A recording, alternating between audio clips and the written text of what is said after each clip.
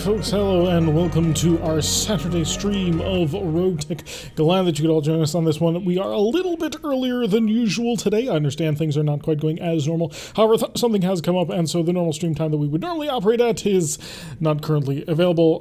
Yes, Brooke, the announcement went out. It just probably needs to finish processing. So, yes, sweet. Hello, Katzo. Hello, God, there were other people who were actually here, and I clicked the pop out for the Twitch thing so I could see them alongside my OBS, and I can't see them anymore. But hello, all you people who recently piled in and joined in. Very happy to see you all here for the show. Hope that it's a good one and we can all have a grand old time. So we're going to be streaming for probably 2 hours, pretty much on the nose, as I don't have a whole heck of a lot of leeway, but maybe, potentially, if dinner ends a little bit earlier, I may end up being back here in order to play a little bit of Ultimate Apocalypse. However, not sure on that one. We're going to have to see how dinner goes. Anyway, so we are returning to Apollo's Vipers once again. The Lego is currently being rebuilt. The Hyper Cicada is also being rebuilt, unfortunately. Actually, no, this thing got broken a long time ago. And the Arctic Cheetah is a single day away from having its heavy large laser replaced with a hyper laser. So basically, it has taken over the role of the Hyper Cicada in order to be lots of fun. Hope your stream goes better than Pirate Safe. Oh, yeah, losing Paladin was rough. And it was one of those great RogueTech moments where it's just everything's fine, everything is not fine. So hopefully things aren't quite so bad. Alright, so we have 2 mechs currently out. We are actually not able to fully deploy 8 mechs on the Lance. So I have a question for all of you, and you're about 16-20 seconds behind, so I'm going to have to spend a little time waffling on this one. We only have 7 mechs, but we're a single day away from getting one of them back in order to be able to field an entire Lance, and 2 days away from getting Lego back. So 1060 is too laggy for me? Can it go down? Oh, are we suffering from that problem again, where it has decided not to give me options? Sprog, I need feedback now! So normally it actually does give us options as to what sort of level it's currently streaming at. So if you don't have an option to step down, we are limited. Okay, so the stream is going to go down for like 2 seconds to ensure that y'all get all of the options that you need. This is more than a little frustrating because this has not actually been a problem for a very long time.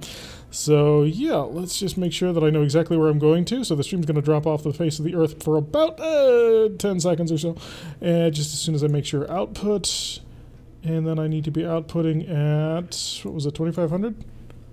2500 at a quality of 720p. Don't do it yet. Okay, I'm going to give you 2 seconds because I want to make sure we hit the most amount of people who get to enjoy this lovely thing. By the way, while we're sort of trying to figure this out, tell me if we want to drop today with 7 mechs or wait a day, go through the end of the month, and then drop with 8. Right now we can't stand the month turnover, so it would be an interesting thing while sort of Sprog gets this all sorted out, or at least tries to tell me how things are going to be sorted out. So, yeah, the mechs that we have are actually fairly decent. They should be able to handle things without too much trouble. The Nova with its Gauss rifle and twin larges has proven to be reasonably apt. 7 mechs for more money. Sounds like an absolute fun time to have. Then we've also got the Viper, which is always a lot of fun, although it does need to be a little bit modified. The 2 heavy medium lasers, maybe not ideal. Dream Mag also on board with the Today Drop. So I think that Today Drop may end up becoming the thing. The lag is real. Alright, Sprog, you've got just a couple of seconds more, and then, like, we're gonna reset it just in order to get everything under control. So we're waiting for 2 more seconds. Oh, I got a message on Discord, apparently. Important info. Oh, yeah. Sprog's trying to get as many people on the stream as possible so that we have... Oh, yeah, that's what I didn't do. I didn't let the Tortugans know that we're streaming. Oh, that's not the thing. I didn't let the Tortugans know that we're streaming. I didn't let the normal RogueTech server know that we're streaming. So let's go do that, see if we can't bump our numbers up a little bit in order to make it so that the lag is not so unbelievably real. So, my bad, should have done that, was planning on doing it, and then Sprog got me all confused, like, make sure that you have put up the thing for the YouTubes, people. So, putting the stream up there, come over to the RogueTech one, onto streamers, streams, launch all Vipers, because we gotta have that Battlestar Galactica reference in there. Alright, so now we have it up to those places, and maybe we might get some quality options, but if not, then we are going to have to step down, and that would suck. Do it now? Alright, we're doing it now. Folks, we will be back in, like, hopefully we're back, and we've gotten that all sorted out. Sprog, tell me if options exist, because this is a bit of an odd way to begin the stream today. So hopefully that little stutter step has managed to keep us all going, although my OBS has decided to tell me that everything is completely reset. Sorry, too early for Slash. We have options? Okay. Now that we have options, we already have the rules. We're going to be dropping today instead of tomorrow for extra money. Restart at high quality? Jeez, you're going to make me crazy on this one. We're going to try one more. It's sort of stutter stepping at this point on dropping between icons. More ads? Oh god, why more ads? I have not asked for ads. So apparently we are now added. Sprog, let me know. Tell me how things are going. If I need to step this back down, this will be the last time we step down while I go and try and find a mission that'll pay out some serious cash while we get everything fully sorted out. So a bit of an awkward way to go.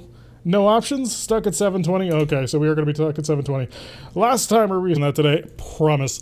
So we have quite a few interesting missions we can take today. I think we want to just get right started in a full-on battle. We're actually doing okay on cash, but folks want to see war. And it's only going to cost 100,000 in order to get an additional three parts random and 1 part priority. So that might... the Twitch gods have betrayed us. They do not stand beside us any longer. We're going to have to get more people. So let all your friends know about the stream so that we can get more people so the Twitch gods will pay attention to us, or at least, you know, not give us bad latency on things. Arclight can go in the commando, and the training mech will go to Coach. Coach, you can be in a training. All right, let's drop down to this, and hopefully the RogueTech gods will also not abandon us and force a restart, because that would be literally the worst possible way to begin the day.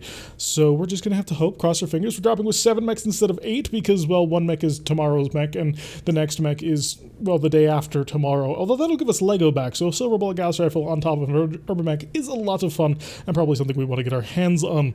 So, but yeah, that pirate campaign has been rather interesting. Tomorrow's episode 2 will be, well, we're going to be seeing a lot of the same location quite a bit. So with any luck, things will end up being absolutely brilliant, or perhaps not terrible.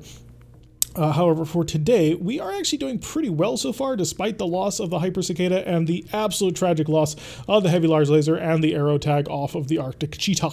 And the Arctic Cheetah was a mech I kind of want to retire at some point, because I'm not super thrilled about the look, but it seems to be a little bit too good in order to... I was told there would be big stompy robots. Yes, indeed, Abel, there shall be big stompy robots as we prepare to drop down on top of more people. So we're going for a straight-up battle, which always brings the big stompy robots.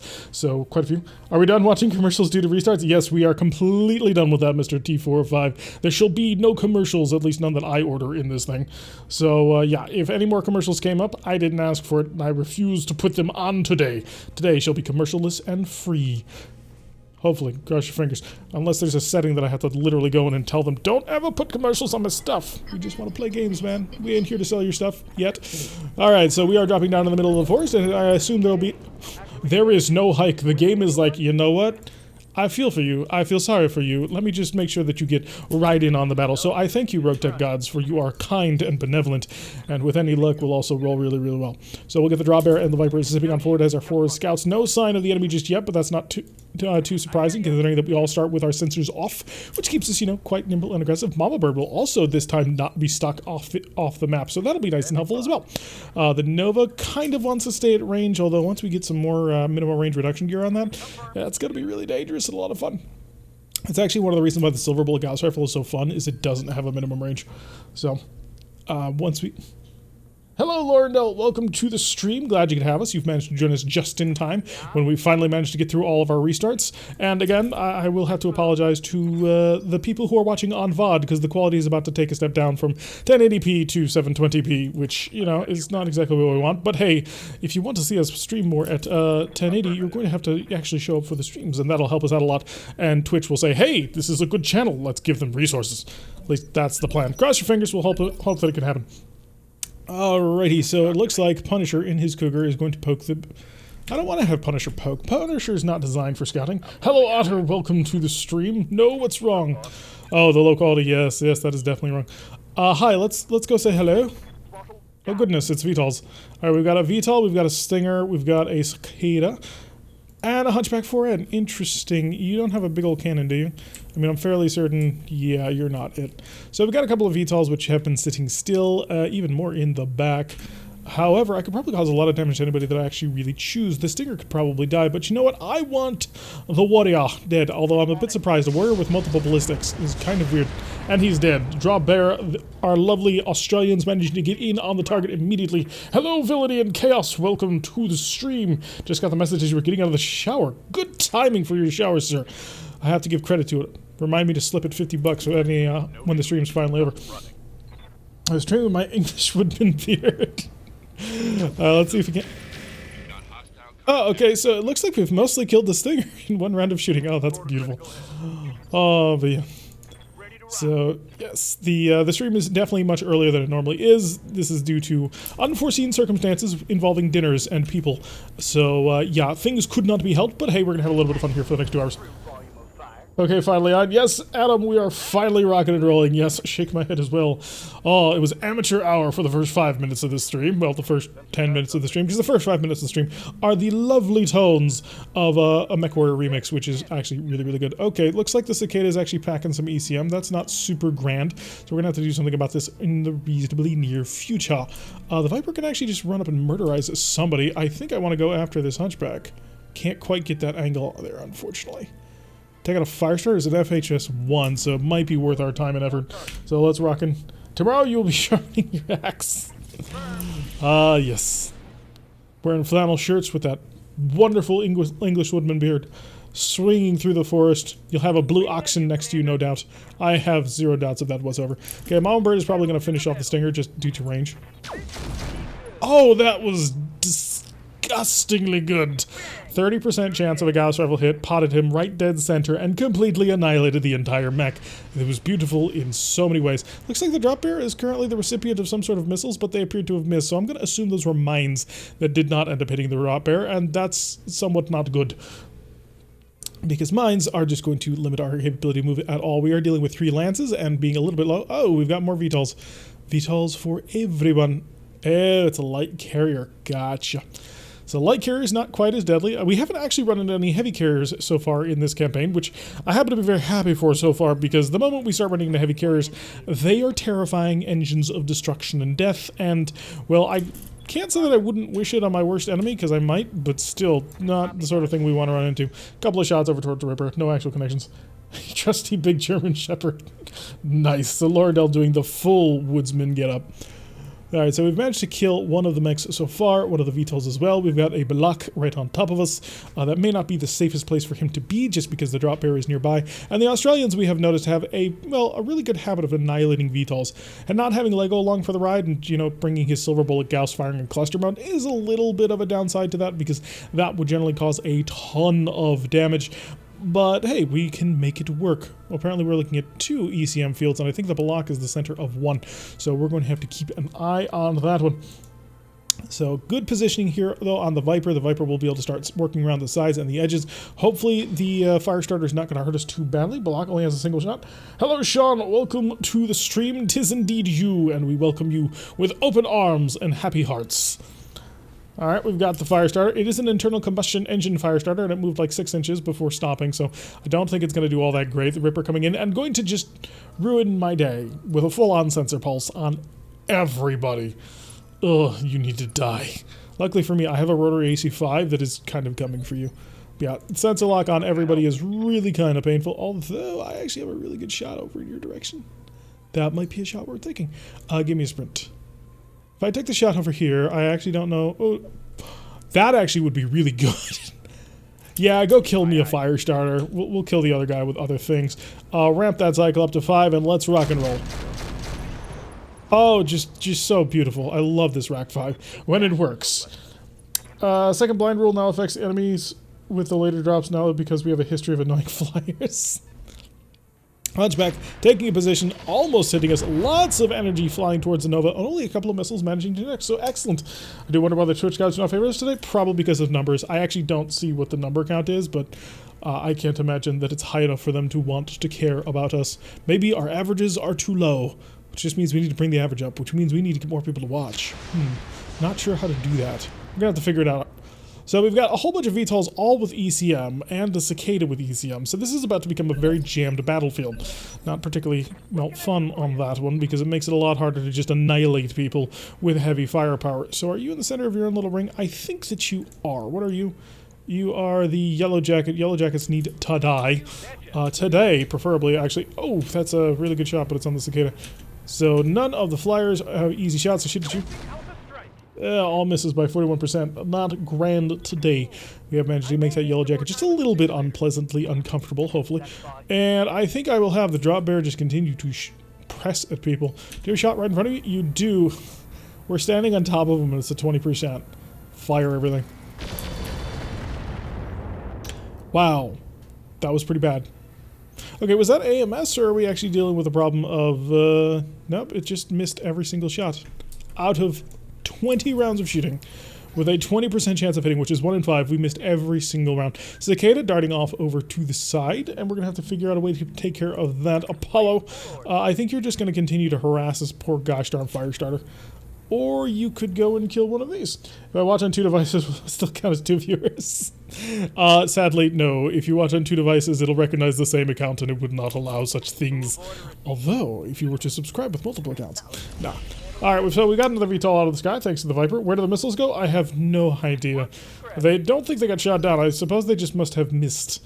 Which, I suppose, not the best thing in the world. So down to 18. We've managed to nail another VTOL off the field, which is good. However, the yellow jacket on top of us and the Balak is also not particularly comfortable. That was a pretty sweet disco light show. Yeah, is this actually a disavow? Thank you, Blight Ninja 31 for 316 for following us. Glad to have you along for the ride and hope that you can enjoy your time spent here with us. UX jams on Snake Eyes on a location table. What are Snake Eyes outside of UX? Are Snake Eyes normally a 3 armor critical? I'm actually not sure about that. Why he meant TT. So for tabletop. Yeah, really not actually sure on that. Huh. That would be worth looking into. I'm not sure where I would look at. Well, no, probably just the basic rule set would probably give me a fairly decent idea. So I may end up looking into that tonight. Fire. Oh, just bad luck on that one. We should have gotten at least one of the... Well, we were hoping to get at least one of those large lasers to actually touch the helicopter. It was not to be. However, I have another large laser carrier, which might be able to do some damage. Oh, that's a lot of good... I forgot you have pulse lasers, don't you? Pulse. Oh, just instantaneously, the commando comes in and annihilates everybody. So that's actually really good. So we've managed to knock down, what, 2, 3 VTOLs at this point? So yeah, starting from the beginning, we've managed to knock out quite a few VTOLs on this one. You are 65%, however, there is that disco pack nearby, which does make me a little bit concerned. Although, as much as I would love to just blast you in the back with streak LRMs, that may not be the healthiest thing for me to attempt to do. So I'm going to slip over to the side and shoot you from the side instead, and... Oh, we got both salvos in through. Managed to crit his rotors twice on this one. So now, unfortunately, that VTOL is going to start to suffer. Well, not unfortunately for us. Unfortunately for him, though. Still waiting on Punisher, who is all the way down at 15, despite driving a 35-ton mech. Not quite certain why Punisher does so poorly on that. Although he does have a gunnery 10. I love that gunnery 10. He deals -2 recoil on his own. It's beautiful. I think I'm just going to finish you off. Like... You kind of don't deserve to exist at this point. I don't think I'm going to need that much fire, so I'm just going to fire 2 shots. Beautiful. Managed to core him out, and he's done. Is RogueTech still the only mod using larger lances than 4? Apparently, DreamMag says no. However, I would say that RogueTech is the best mod fielding lances larger than 4, but that's just because I'm incredibly biased. Do VTOLs have significantly less rear armor? Not significantly less, but it gives you an improved chance of actually hitting and takes away any sort of damage reduction they might have. Did Paladin also get plastered by an AC-20 to the head in the previous campaign? No, that was Punisher. But yes, most of the pilots that I end up losing are just the totally random AC-10 to the face. So, rather unpleasant. So another sensor pulse going down, unfortunately. Didn't manage to kill the Balak just yet, which if we had paid a little bit more attention, we might have done. But yeah, that electronic support that he's given out is going to really help that Hunchback, who is probably in a pretty good position to just disco. So, and then we've got... Oh, that's our Viper. Good. So we're starting in envelopment already. We have control of most of the area. Starting to move the Cougar in. He will probably be able to get some good shots on the Hunchback. And the Hunchback decided he wanted to be absolutely brain dead today and punch. Okay, he hit me for 44 damage. That's not absolutely brain dead, but still, punching the drop bear, managing to kick it in the shins unpleasantly. Apollo, can you come up and kill a Balak for me? Just make it disappear. You tend to be pretty good at that, actually. Fire everything. And he got it. Apollo has decided that he wants to stop being a disappointment to his father and actually managed to hit the target. So we're all feeling good about that one. He asked me to guess how he died. I guess AC-24. Yep, Spro guessed it in one. Just to me, it's like, guess how he died. It's like, AC-10? or AC-20 to the forehead? Absolutely. Ding, ding, ding. We have a winner. That apparently is the easiest way to kill somebody in this game. Got that Cicada coming back with the electronic countermeasure. I think he's realized he made a significant mistake by leaving the premises at all. It sucks because if Howell's grouping had been slightly better, Paladin would still be alive. If the Burna Boy hadn't lost his arm, he probably would have still been alive. Like, seriously, the Burna Boy losing its arm was such a huge loss. Oh, the rebuild on that mech too is not, it's not inspiring me with super confidence. Unfortunately, I've had to modify it a little bit, which you'll see in, I think, did we end up seeing it in this episode, or is it the next one? Well, you'll be seeing it eventually. I've been shooting UX-20 Pirate that has 11 gunnery, 10 plus a DNI cockpit for about 20 missions. Never got a hit. Well, you just gotta roll the dice and eventually it come up. So far behind on what's going on in the series, I'm only on like VOD 9. Basically, we're rocking and rolling pretty gosh darn good. We've lost our heavy large laser, and we have lost our artillery laser, which really kind of sucks. We've got quite a few mediums that we're starting to build the company out into, and the Aussies are perhaps the most deadly sons of guns in all of space, as we have learned through, well, just constant observation. And we will demonstrate that shortly when probably the drop bear kills this hunchback, because I think it's only fitting. Alright, so yeah, he's just outside of our range, not able to actually commit too much support to us, which is lovely. I'm assuming that's the light carrier? I take that back, it's a PPC carrier. 2 PPCs, You're not a Manticore, because Manticore's only got 1 of the things. You're not a Shrek, because only fired 2 instead of 3. What's packing 2 PPCs? Oh, or it could be a mech. Didn't think of that. What's the smallest mech that carries 2 PPCs? I want to say that it would be a, well, I can see it, can't I? A catapult. That's what I was going to say.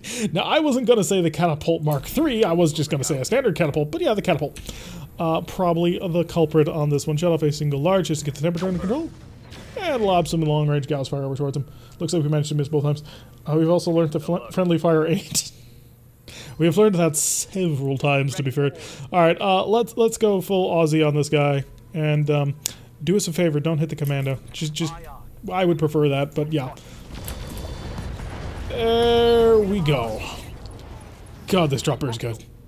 It is so good. It's so simple. It's so wonderful. You guys looking at what's up. Hi, Rekar. Yeah, we had to start extra early, but wow, it's what, 4 or 5 o'clock in the morning? Jeez, man, you need to get some sleep. But yes, we are streaming a little bit early today because, yes, good morning. Because, unfortunately, there has been some stuff that's come up that I have to attend to later on this evening, right at the middle of our stream slot. So I had to shift the stream back because I'm sure as heck not going to leave you guys without an episode on a Saturday. I mean, maybe a Wednesday on occasion, but also I like to just sort of kick back, relax, and have a good time playing RogueTech with y'all. So this would also, if I didn't stream today, I would be taking away a lot of my fun today. 4:30 start here. Oof. I'm just amazed that you guys are awake. I would be just sleeping like a baby right now. Okay, maybe at Rekgar's time I might be up. Maybe. On a weekday. Which also on the weekends. But still. But 4:30, no, I'd definitely still be asleep. You guys are badasses and awesome. But that's to be expected because, you know, you're from Australia. Kind of comes with the territory now, doesn't it? Now, we do have more parts to a Catapult Mark III we might be able to get our hands on, because we're getting 1 priority piece of salvage out of this one. So 800,000 and 1 priority and 3 additional randoms. So that'll be helpful if we manage to take this thing reasonably intact. We might get some good stuff. I got really mad last week because my UX-20 Cataphract had shot my Recon Chameleon, even though it had a chance to make in front of it. Was an 80-90%. Yeah. Ooh, what are you? I wish to know. Oh, it's an Ostrock. Isn't that a heavy mech? It's only a 2-skull mission, but what's filling in for the Ostrock? Oh, it's the Zeus. That's quite cool. Yeah, the Ostrock will eventually need a model, although the entire Ost family is rather ridiculous until you get to the final Ost. What is the final Ost again? Does anyone remember? I'm trying to remember off the top of my head what the sort of like maximum super level of the Ost series of mechs is. Now, it's not the Ost Zeus. It's something else, but it is Ost something. And it was pretty hilarious. I believe we were talking about somebody was going to be making it at some time soon, or that there was some intentions to get that done. Ost War, that might have been it, but I kind of don't think so. I really don't remember, though. It's on the Discord at some place. I might just want to get in behind you to really, really kind of mess with you. Or do you have a Angel ECM? You don't. Okay. Different mech. We will just walk then. We'll get our side angle shot. Increase that accuracy. The ostrich? No. Good joke. Took me a moment to get that one. Fire! Hey, even managed him. What is up with Apollo today? It might be the Ostrike? Maybe? I have no idea at this point. I need to just go back onto our Discord and look through it. No, it's not the Ostrike then. I didn't get the joke. I am the dumb. But we're gonna have to get over that. Let's take aim at you. All the large lasers to the on position, sir. Oh, the Nova really just not blowing it out today. Ostwar, Ostrock. Yeah, I don't know. I really don't know. It was Ost something though. It was like a super advanced version from the Dark Age of like the 3100s. So I'm trying to remember. Watch the pirate campaign, man. The Wolf. Yeah, it really was rather unpleasant, I have to admit. Hopefully that doesn't happen again, but I know what happens in tomorrow's episode, so I'm not going to say that. I'm not going to invite the wrath of things that are already going bad. Alright, so the commando cooking a little bit, but that's fine, because once we, kill this Securito, I can actually get some work done here, because this cicada is really, putting a major flaw in my plans. I'm going to get right on top of you to see... Oh, actually, I'm not going to get right on top of you. I'm going to walk here. So, highly recommend the Commando Duck once again, because otherwise he might... well, there's a lot of high explosives about to fly his way, so... Look at that. Not a single scratch on him. The Ostol and the twin bomb lasers. Oh, Australia, man. Always rocking and rolling properly. Never shoot a friend in the back, it's clear. Nah, it's because it was the drop bear, man. That is a soul thing. So we got a catapult K2, except in catapult 3 form, so it's the R5. So, yeah, that'll be a lot of fun. And you've got a ton of large lasers. If it has poor structure, it's an osteoporosis. Oh, we gotta stop you guys. There's war crimes being committed here, I'm sure. Alright, well, the locusts pop out just in order to shoot him in the back because he's still sitting here and I don't like him. Oh, only a single shot despite the 80%. Hello, Automob Mech. It goes quite well. Thank you for asking and glad to have you joining us for today's stream as we continue to sort of fight our way. Oh, I didn't even realize that we're apparently burning down the entire forest. And he's providing additional jamming services, so we gotta kill him. I've got your back. But Sean does... You're eventually going to go too far, sir, and it will end badly for everyone. Ready to run. Alright, let's see what we got. 33%. Actually not too terrible. Lob a couple of shots over towards him. Didn't manage to actually connect with him, so unfortunate. Would have been really cool if we managed to, get a headshot or something with that. So, the Cougar is proving to be an interesting mech when it actually has shots. Oh yeah, the light carrier. Oh, he is dropping mines, I'm sure of it, and he keeps missing and hitting himself. Hi, Corellian, welcome to the stream. This is also needing a pun warning for the stream. Yes, if you keep this up, unfortunately, I'll have to increase the level of what's allowable. People have to age-gate it. Oh, that wasn't nice. We got another one of these going now. What's the difference between a catapult and a catapult 3? Because there's a K2 catapult variant. The catapult 3 is like 55 tons or something like that. It was basically a lot of like the X-type mech Mark 3s are just an excuse for people who had things like Timberwolves and catapults, wanted to get them on the field, but their friend didn't want to play in a heavy ton match. So they said, it's a catapult Mark 3 and it's 55 tons. And that was their entire excuse. You just need a Kodiak Bear mech. Only you can prevent forest fires. If we ever get our hands on that one, we will name it that. We will name, if we manage to get our hands, I swear it now, if we get our hands on a Kodiak, we're naming it Smokey. If I forget, remind me. Alright, T-Bone in the Mama Bird. Mama Bird actually should be fairly decent at actually shooting people down. I mean, it does a fairly decent job of that with warding people away from all its little boys. Unfortunately, not today. Not doing quite as well. Ostentatious? That doesn't make any sense to go with Lost Tech. I'm sorry, but now you've run out of room. There is also an unofficial Omni Catapult 3 in RogueTech. Right, enough of this. How do I time someone out? You can't time him out. He's being active. Them's the rules. Alright, we're going to just shift on forward. The Nova, also bad shots, but hey, maybe the Nova can actually prove itself today. Hey, it got a hit. Structure exposing the Ripper. I'm surprised Ripper managed to survive. Countdown from death. So Coach in the Locust should actually hopefully have a fairly decent... If you stood here, you're facing the wrong direction, aren't you? Absolutely. We'll just move right in here then, see if we can't get a memo range shot. It is 59% chance accuracy, and the Locust with the shoot down. We've got 25% of the enemy reinforcement already taken care of. I'm a little bit worried about this Ostrock because it is, you know, up on top of the hill, and that gives us malices to shoot him and him buffs to shoot us, which is clearly not fun. I just take that back. It's actually a lot of fun to try and come around. I'm going to shoot at you without the normal medium lasers just to keep temperature under control. I'm going to give you a little bit more long-range missile fire just to sort of let you say hello. He does have an AMS. That is not good. Stop letting him move along. Alright, Arclight in your commando. You need to chill out for a bit, so you're just going to run on over here. We'll get ourselves under temp and be able to engage much more aggressively in the following turns. Hopefully, you know, we can get even further under temp. Can the Ostrock fly? Sadly, no. It's not nearly as good as a Romulan optimized Condor. So, welcome Max Laurendell. We missed you while you were gone, although perhaps it was best that you were gone because we were being barraged with the worst of the Ost puns that could... Actually, no, there were some really good ones in there, but some of them were pretty terrible. Okay, so the PPC-equipped catapult has decided it's going to kick the 45-ton... Or the 40-ton mech? Vipers are 40 tons, aren't they? So he managed to miss us too, which is lovely, and he wasn't even overheating. What a fool. Depends if you can harden him. Maybe another mech can be named Yogi Bear. We can have 3 Musketeers. Talk to me. What's the second one? Smokey, Yogi, and who? Oh, it's Boo Boo, is it? Is that the name of Yogi's friend? Roger. Hey, Boo Boo, I'm here to take this picnic basket. I remember watching that cartoon as a kid. Oh, that was really, really bad. You had a really good chance of hitting that, and you managed to make that not work at all. Oh, Drop Bear, I get you. Yes, talking the old Hanna-Barbera cartoons. Oh, wait. This guy, I don't know what he's doing, but he keeps bombing himself. Alright, see you around, Sprogue. Thanks for hanging around for as long as you could. So everybody say goodbye to Sprogue. Alright, so the Ostrock now into position, probably going to shoot down at the Viper with... So is that just 4 large lasers? Because this seems to be rather dangerous for us to have to fight. Although 4 large laser mechs are actually a lot easier to build in RogueTech than they are in, well, anything else. Because in vanilla, it's much harder to build these mechs because you can't keep them cool. Hi, buddy. I'm in your back shooting your dudes. Unfortunately, I've managed to miss you, but I did set you on fire. So, did I really miss? I think things actually went perfectly fine.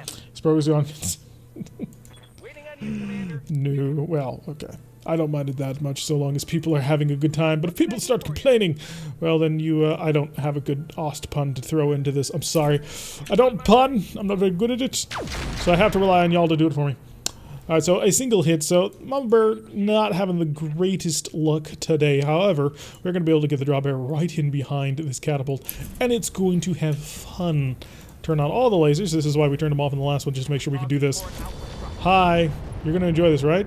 Still shooting down our stuff by AMS, which is unpleasant. The commando can also get in behind you, and we can also avoid the heat, which is lovely. Unfortunately, I'm going to have to put my back right to the enemy, and that is never safe nor good. Oh, there we go. Absolutely perfect. ECM protection going down, and I'm going to cook just to shoot in the back of the catapult with everything I've got, because we've got structure exposed now, and he is target acquired. We can do sensor check puns, boss. No, at this point, Darius would probably set a trap for me to make sure that I ran into the puns head first. He is that sort of person, unfortunately. Right there, that will too. That's pretty terrible. And that is slightly better. I'm not quite sure why, but I'm just going to move right there. We are out of cover. You know, gives us a little bit of pain to have to deal with. Ooh, good hits with the Gauss rifle, and apparently we sent the telephone pole flying. So, good job on that one. Not quite sure why that ended up occurring, but hey, we're going to go with it. And then Coach can come in with the Locust in order to, I don't know, maybe get a good crit on the back or something. There's really no good positions for this Locust to be. How vulnerable actually are you in the back? Is it worth it? Kind of. Oh, it's open on the left torso from the front as well. Okay, so we will just shift way on over here, swap in around, and hopefully you can get some interesting accurate fire. Oh yeah, I forgot he's got an AMS. Duh. Telephone pole collateral damage. Yes, we just knocked out internet for the entire Tri-County area. Alright, so what's the Ostrock gonna do? Okay, he's gonna pull back because he's an idiot. Lovely. Cougar, it's time for you to now move into the position that was now... Ooh, I can't actually do that. Because I have a minimum range that I have to respect. We need to get a rack 10 just to take care of that. 63 to 56 to 50. Ugh. Alright, let's just refire through. Not having a good day with that. We did make him lose his evasion. Unfortunately for us, that's not exactly going to go super great because it's now his turn. So yeah, he's going to move. Oh, it's the light mortar carrier. He's coming up. Is he going to keep trying to drop mortars on himself? Okay. If he kills himself, I don't know what I'm going to do, but we need to celebrate in some way because that would just be too hilarious. Because at this point, I haven't seen him manage to get anything that hasn't landed on top of himself yet. So, working rather well, actually. Now, on the bright side, he's going to have to gain 30 heat the moment he starts to move. He can't run because he's already unsteady, so that'll help us keep extra aggressive and, managing to smack the Viper in the face and exposed his internal structure, which is not exactly grand. Ooh, that's a particularly nasty one because that's opened up the torso. Now, we do have heavy medium lasers, which Sprague would be all too happy for us to actually lose, but I would prefer to keep them more or less intact. I'm going to actually start moving in for the Ostrock because I can. Hi, buddy. It's an obstructed shop. I'm going to take it anyway. Yeah, we missed by 4%, which is not too terrible. I love that some units can kill themselves by destroying friendly buildings. Yes, especially with the command bunkers start dropping barrages on top of themselves. It is just too much fun at that point. The Locust can zip in... Yeah, that'll actually do. It's not amazing because, that Ostrock can come over the hill, but you are so close to losing an arm. Close to it, anyway. 3 of 5 got shot down by the AMS, so the Locust is mostly eliminated from being able to be too gosh darn dangerous, unfortunately. However, I think the Drop Bear has the capability to just sort of overwhelm this AMS, and if he doesn't, he has quite a few lasers anyway to go in for the party as well. There we go. Alright, so we may have actually managed to get ourselves a catapult, because we have a couple of melee Locusts. We shall avoid at all costs to do such a thing. You are kind of stuck at the moment. Arclight, can you get him unstuck, please, by moving your commando a little bit down the road? No target on that, but that'll be just fine. That'll allow the commando to get back chill under temperature. And then we can sort of run and follow up with the Viper. It's his right torso, which is actually the weakened one, so I'm going to do this. Just to make it so they're not too vulnerable. However, if he's carrying acid round mortars, that'll get really ugly really fast. So, Nova, try and keep up with the group so you can give some long-range fire support. ECM protection going down. Bear with the elbow drop, as always. So, it's an is that, that is not the Omni Catapult, is it? I thought it was just the Catapult Mark III. Got your back. So, or is the Catapult Mark III the Omni Catapult? Get the Cougar moving forward. It hasn't been doing well, but eventually we will make it work well because we want to make sure that it works properly. Hello, Senor MTD. Welcome to the stream. He's finally dropped it on something other than himself for once. So there's that, but I think we're probably going to kill him in this round, and I don't think he realized that by driving right in forward that he probably was making a gigantic mistake. Ostrock moving forward to start getting engaged in things. However, Mama Bird is tracking your movements, boy, and he's coming for you. I had an unobstructed... There it was. Oh, and it's perfect range, too. Hi, buddy. Fire. Oh, good hits on that with the Gauss rifle. Managed to punt through most of that armor, and we should be able to burn through him in relatively short order. Like I thought, minefields are everywhere. So, do you just have a shot here? How good is this shot? Duck. Oh, gorgeous! More than gorgeous. Right over top of the commando. We've got that one. Fine, halfway this mission. Yeah, so the first mission of the day. Can you actually get out of the minefield, or are you just in the middle of the minefield? Yeah, he's just in the middle of the minefield. So we'll try and avoid the mines as best as we can. The Viper has no choice, unfortunately. Actually, no, I take that back. The Viper absolutely has a choice and has decided that it is not having any of this mine shenanigans. Hi, I'm here with you now, friend. Unfortunately, he then missed every single shot, so he's starting to revert back to type, returning to the old Apollo that we all knew and hated. So, shutdown override successful. It just would have been even more Apollo if he had actually managed to shut off. Unfortunately, we are going to have to run through the mines with the drop air, but that'll give it some time to chill out. Took... Oh my god! That is a ton of damage from the mines. So that was rather terrifying, the fact that he was dropping those shells this entire time. I'm not even sure I want to move my commando in this. Can I get the commando out of here? I can if I run him straight this way, so I'm going to do that. Take it away from the mines, and we're going to just try and deal with the Ostrock with whoever's already up there. Because, dear God, that was terrifying. Can you move at all? Okay, where is this minefield? There's the mine. I can't avoid the mine, and there's the mine. There's a mine. There's a mine. Wow, he's just kind of hemmed in. And then if we come in this direction, that's the mine, that's the mine, that's the mine. Right. Well, the drop barrier already went through it, so maybe it'll be less. No, I take that back. He took another 40 damage from a minefield.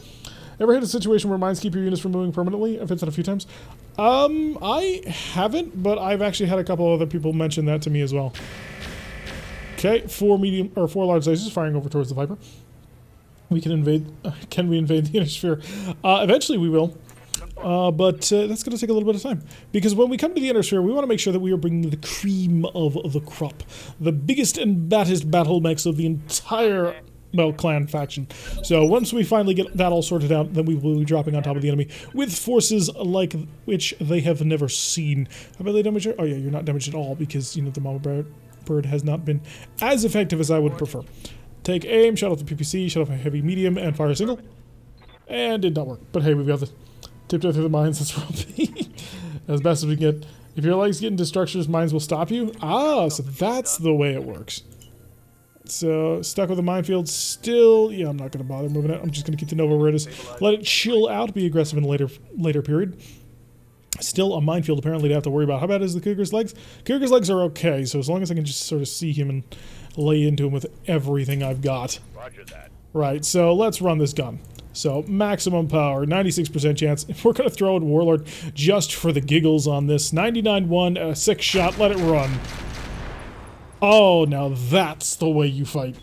Right through his So managed to get a ton of damage already on through. Exodus, come on, bring in the drop bear. Hopefully he can... Landmine sails exploded for 13 more damage. We are really close to losing out on important technology. However, we're going to start drilling into this mech pretty gosh darn hard. Excellent job done by the drop bear, and it has been taken care of. We've managed to avoid any sort of mine damage on the feet, so that's okay, but we do have a damage to the Viper, so that's going to be a couple of days repair on that one before we sort of move on. So once we start, we got a couple more battles that we can do on this planet, and then we'll start heading more towards the inner sphere. We do need to build up a certain amount of cash reserves, but more importantly, I want to start getting to at least one heavy mech that we have to sort of field in the inner sphere. But yeah, as we can see, the Viper took a little bit too bad of a shot. Along for a minesweeper system, you can install on a mech. You can use high explosive weapons to do that. So, AC5, don't need it. Heavy PPC risk. Applies ECM jamming of 2, the weapon has a recoil of 2. What's good about it? It's 10 tons, it's 75 damage, which I believe is actually less than a normal risk. What is good about this? Obtain some damage potential for more reliable damage profile and no minimum range. This seems pretty terrible, not gonna lie. MML-20, pirate, mortars, PA lasers are always interesting. UAC AC5. No, none of this. None of these for us, I don't think. Indirect and critical would be interesting, but no. I think I'm going to keep the catapult part because we're getting really close to it. Sensor recon is really tempting. But no, I'm going to keep the catapult part because we're getting close to a catapult. At least I think we are. It might be the other campaign. Rax running at full bore is a thing of terrible beauty. Yeah, when it starts digging, it digs hard. Pirate ACM, nah, I want a catapult. I want to get myself a big 55-ton mech. I think we're still... Ooh, are we actually there? Huh, I forget. We're going to have to go check that out because that's going to be very, very interesting. And dear God, phone, stop buzzing. I don't know if you can hear that. But it has been buzzing like constantly, so I'm just going to silence this thing so I don't have to worry about it. And that's off. And mute. Good. Alright, lovely. No drop-off damage? For 10 tons at 75 damage, you're firing almost as much as a normal PPC. So, yeah, I don't think it's very good. Not gonna lie. Tortuga managing to take a couple of things from Davian. Yeah, it looks like basically, yeah, the clans ain't doing much. 41,000 for the next 6 days repair on that poor little Viper. Hopefully it'll be less than that. We do have Mech Bay 3 at this point, which allows for maximum repairs. We are going to have to go to the end of the month, but let's first check. I'm not going to build it because building it would then put the mech in the thing, which would force it to then be charged to us at the end of the month. Yeah, we got it. So I'm going to run the day so we don't have to pay for this at the end of the month. But let me know which catapult you think we should build. The Catapult R5, which had the twin PPCs. The Catapult R4, which had, I have no idea. And the Catapult R2, all of which are options for us today. But first we're going to run the day. Just in order to make sure that we don't have to pay for the mech on that day. Where are the Viper? The Viper's 2 days. Yeah, that's going to be fairly quick on everybody. So run... And it's the end of the month. So we're going to be paying out 1.4 million C-bills, which is somewhat painful. And now we have to build a mech. So nobody said anything, so that's fine. We'll just build the cheapest, the easiest to build one, which will probably be mediums. Come here. The R2. Right. Design. So there's the exact same description for all of them. That is a little disappointing. Is the R2 the lady? Ooh, it might be. Let's go find out. Grab that part, grab that part. We don't have enough money. What is this insanity? Alright, time to start selling stuff right away because I want to build this gosh darn mech. First of all is lights. I don't think I want any of these anymore. Yeah, I gotta be honest, I think we're done with these. So sell that for 210,000 C-bills. That's lovely. Yeah, selling Omni parts is just going to give you all the stuff. Sell all that adder part. We were one away, but you know what? We haven't run into one in a long time, so we're going to get rid of pretty much everything except for the Risk Kirby. So Cougar Prime, thank you, but we're done with you. This will give us a nice chunk of change to actually build the mech. Oh yeah, Omnis are worth a ton. Lovely. Let's build it now. 2 million C-bills. The Catapult 3 costs a lot to make. 30-second delay. Give us a chance. Oh, we had some time. If Derek ran a corporation, he would drive investors crazy by running $1 into the blank every month. Hey, we're making money. It's all fine. Click that, click that. It's going to cost us 1.8 million C-bills. Sure, let's rock. That mech is ready to fight. Per extra part. Yup. All right, so we have managed to build ourselves a Catapult R2. Let's see if it's actually Lady A's mech or not. And if it is, it'll be fun. Bankruptcy projected, aka normalcy. It's not projected. Well, okay, it's technically projected, but that's just because people are being a little bit too aggressive about that. No, it's the heavy MRM 31 is the one that we ended up building, which is not terrible. However, I don't think we saved any of the. We saved one of them. There's nothing left of this thing. Oh god, there's nothing in this mech. Alright, so it is an Omni. It's a clan Omni at that. Jeez, I didn't realize that was the case. So we've got a lot of cool stuff. First of all, we got a Radical Double Heatsink kit, which is gonna be amazing. We have a Clan XL engine. We've got an emergency coolant system. We've got a 250... Basically, everything in the center torso of this mech is totally invulnerable, which is great. We did save the Heavy MRM, which I don't think I have another Heavy MRM. I do! I could actually just throw it back into 2 Heavy MRMs. I don't think I have the ammo for that. But hey, I've got the stuff to do that. Let's go check out ammo. I've got a single ton of listen kill ammo. That ain't gonna do it. So we're probably not gonna be able to build the heavy armor into this one, unfortunately. Weapons, missiles, unless you've got a ton of MRM ammo, you do not. Right. Yes, this is awesome. This is gonna be amazing. It's got a risk fire control system, which gives a +1 evasion ignore right off the bat, and then also gives it breaching shot should it fire a single weapon. It's got a risk cockpit, which is +1 to guts, +1 to tactics, and has a jamming system inside. Sensor risk as well. It's a stacking bonus of 4 to sensor checks. Holy hell! What is this thing? This is amazing in every single way. Oh, and none of that kit can break. That's the best part. The only thing that can break on this is the armor. Do I have armor to replace with? I even have 3 armor to replace with. I'll do that for now, just for now. That gives us 10 tons to build from. And that's actually the full tonnage of this mag. Oh, that's good. It's the hashtag YOLO risk, folks. Yes, clearly this is gorgeous and phenomenal, and I'm super happy to have it. Okay, so we can't build it, unfortunately, with heavy MRMs. I just do not have the tech for it. I don't have enough LRMs to make that work. I've got risk MMLs, but those are a little bit too light. Clan ATMs. I can build anything I want into it. There is that. Although it's missiles only in the arms. We have a single ton of listen kill heavy MRM ammo, and that'll be burned through in 2 turns. So we need a lot more. Unfortunately, there's nothing in the shop, and we're currently not assigned to a faction. Although it is tempting just to do that. Maybe we just fix it, because it's going to need 15 days to be fixed, and kind of hope that we run into MRM ammo soon. So that is certainly an option we might want to take. Because I can basically... There's 1, 2... re-engineered beam laser... 3, 4 tons of ammo was the only thing this thing had. Wow, that's not a lot. It had 8 rounds of shooting with its MRMs. Huh. Yeah, I'm gonna need more than that. I'm probably gonna drop all the jump jets. Do we have any PPCs? That is a good question. Weapon, PPC, we have several. Unfortunately, we don't have enough pairs of anything. And also, I'm not sure I would want to build in that direction, because that would make it at least useful until you get our ammo. Or the risk launches. They're too small, unfortunately, to make the risk launchers do anything all that great. They're only MML-10s, so we would sort of run out on that one pretty gosh darn quick.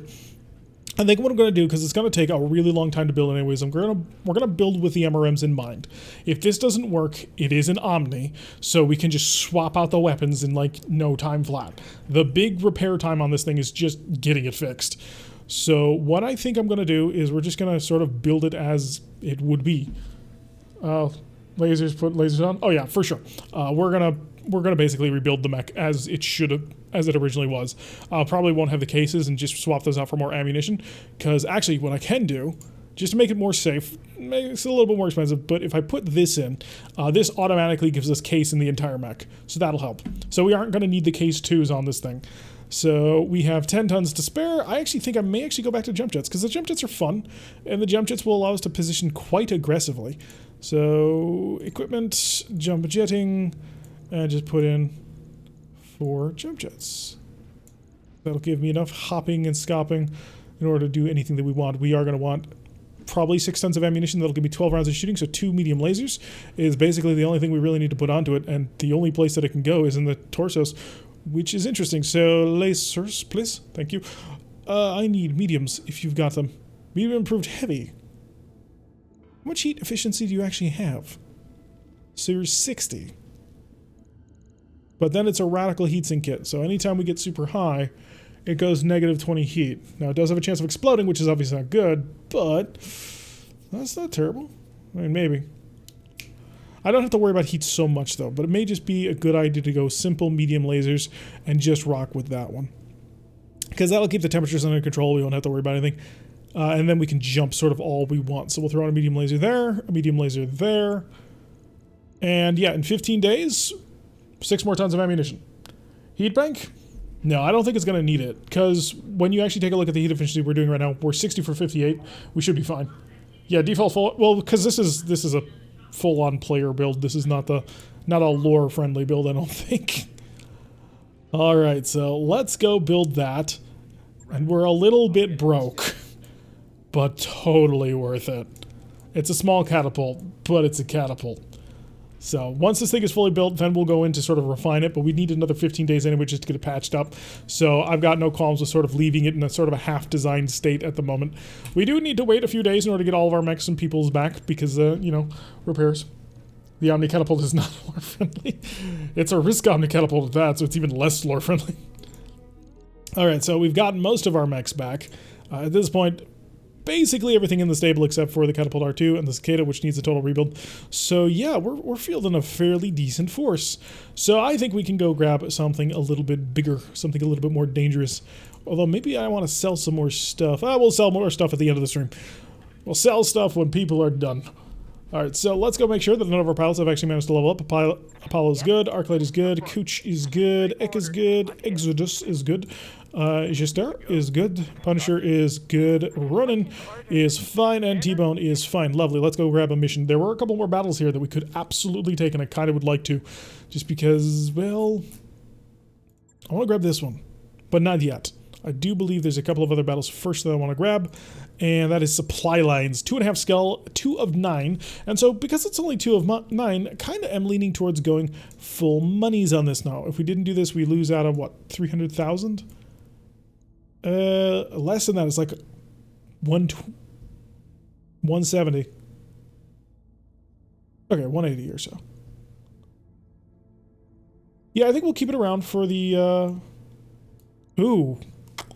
We don't get any additional salvage until we get all that. Well, if we're just getting random salvage anyway, then we're going to take this one for absolute full cash. And apparently we're working for the Tortugans on this one.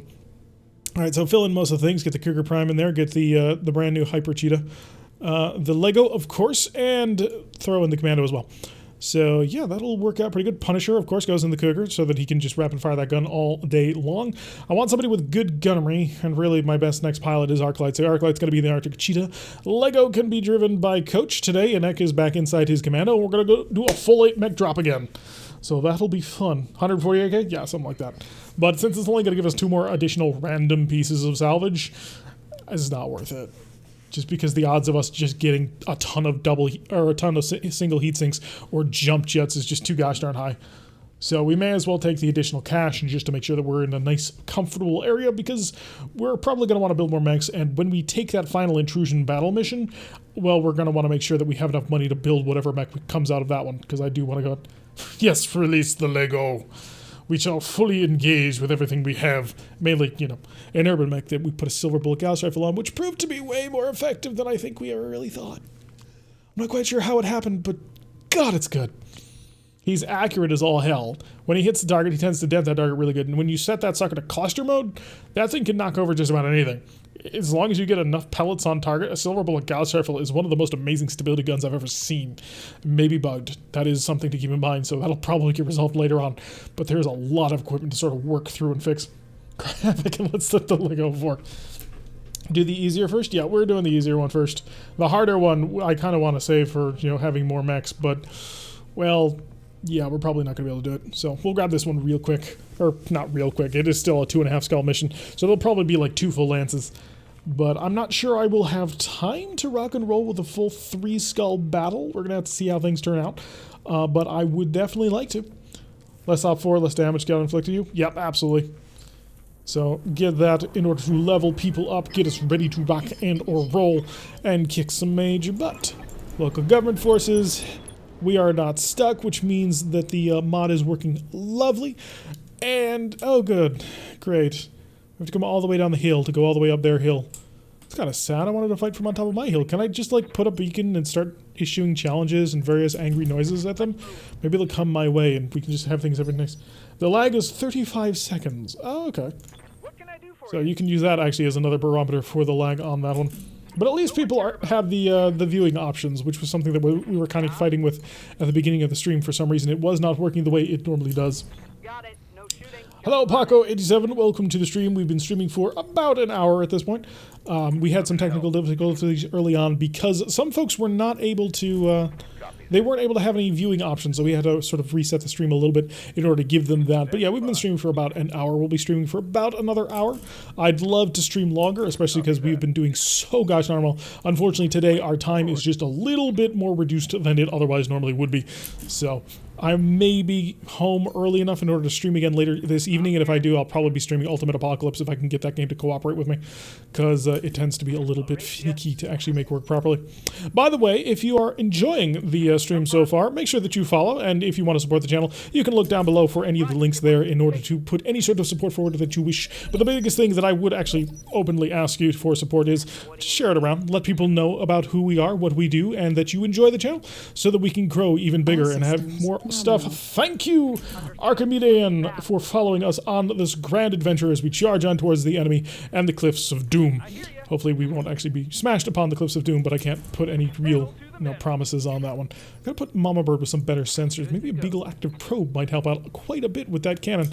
After all, the mech is designed to work at long range. We may as well get all the equipment that it's going to need in order to operate at maximum range. So, Kur, keeping forward as well. Also, technically a fire support build, despite having a gun that does probably the most out of anybody in the entire company. Like, a Rack 5, Rack 5, once you start calculating that, is 45 times 6 potentially. That is just stupid amounts of damage if you manage to get all the things on target. Like, wasn't the entire Rackzilla based just on Rack 5s before all of the rest of the even crazier racks were put into the game? I'm fairly certain that's how things were. So... let's continue to have Lego try and keep up, although Lego can operate from longer-ish ranges. The silver bullet Gauss rifle managing to swing roll very beautifully despite being, what, 14 tons, which I think is like a ton lighter than a normal Gauss rifle. It's just absolutely crazy what that gun does. I love it. Alrighty, is the enemy going to respond to us, or are we still sort of charging on in forward? Getting a little bit strung out, but our lights are pretty good at actually sort of running up to the enemy and saying hi before, you know, they give the enemy a bloody nose. But I just think that either 6 or 8 Rack 5s, whew, it was all Rack 5s.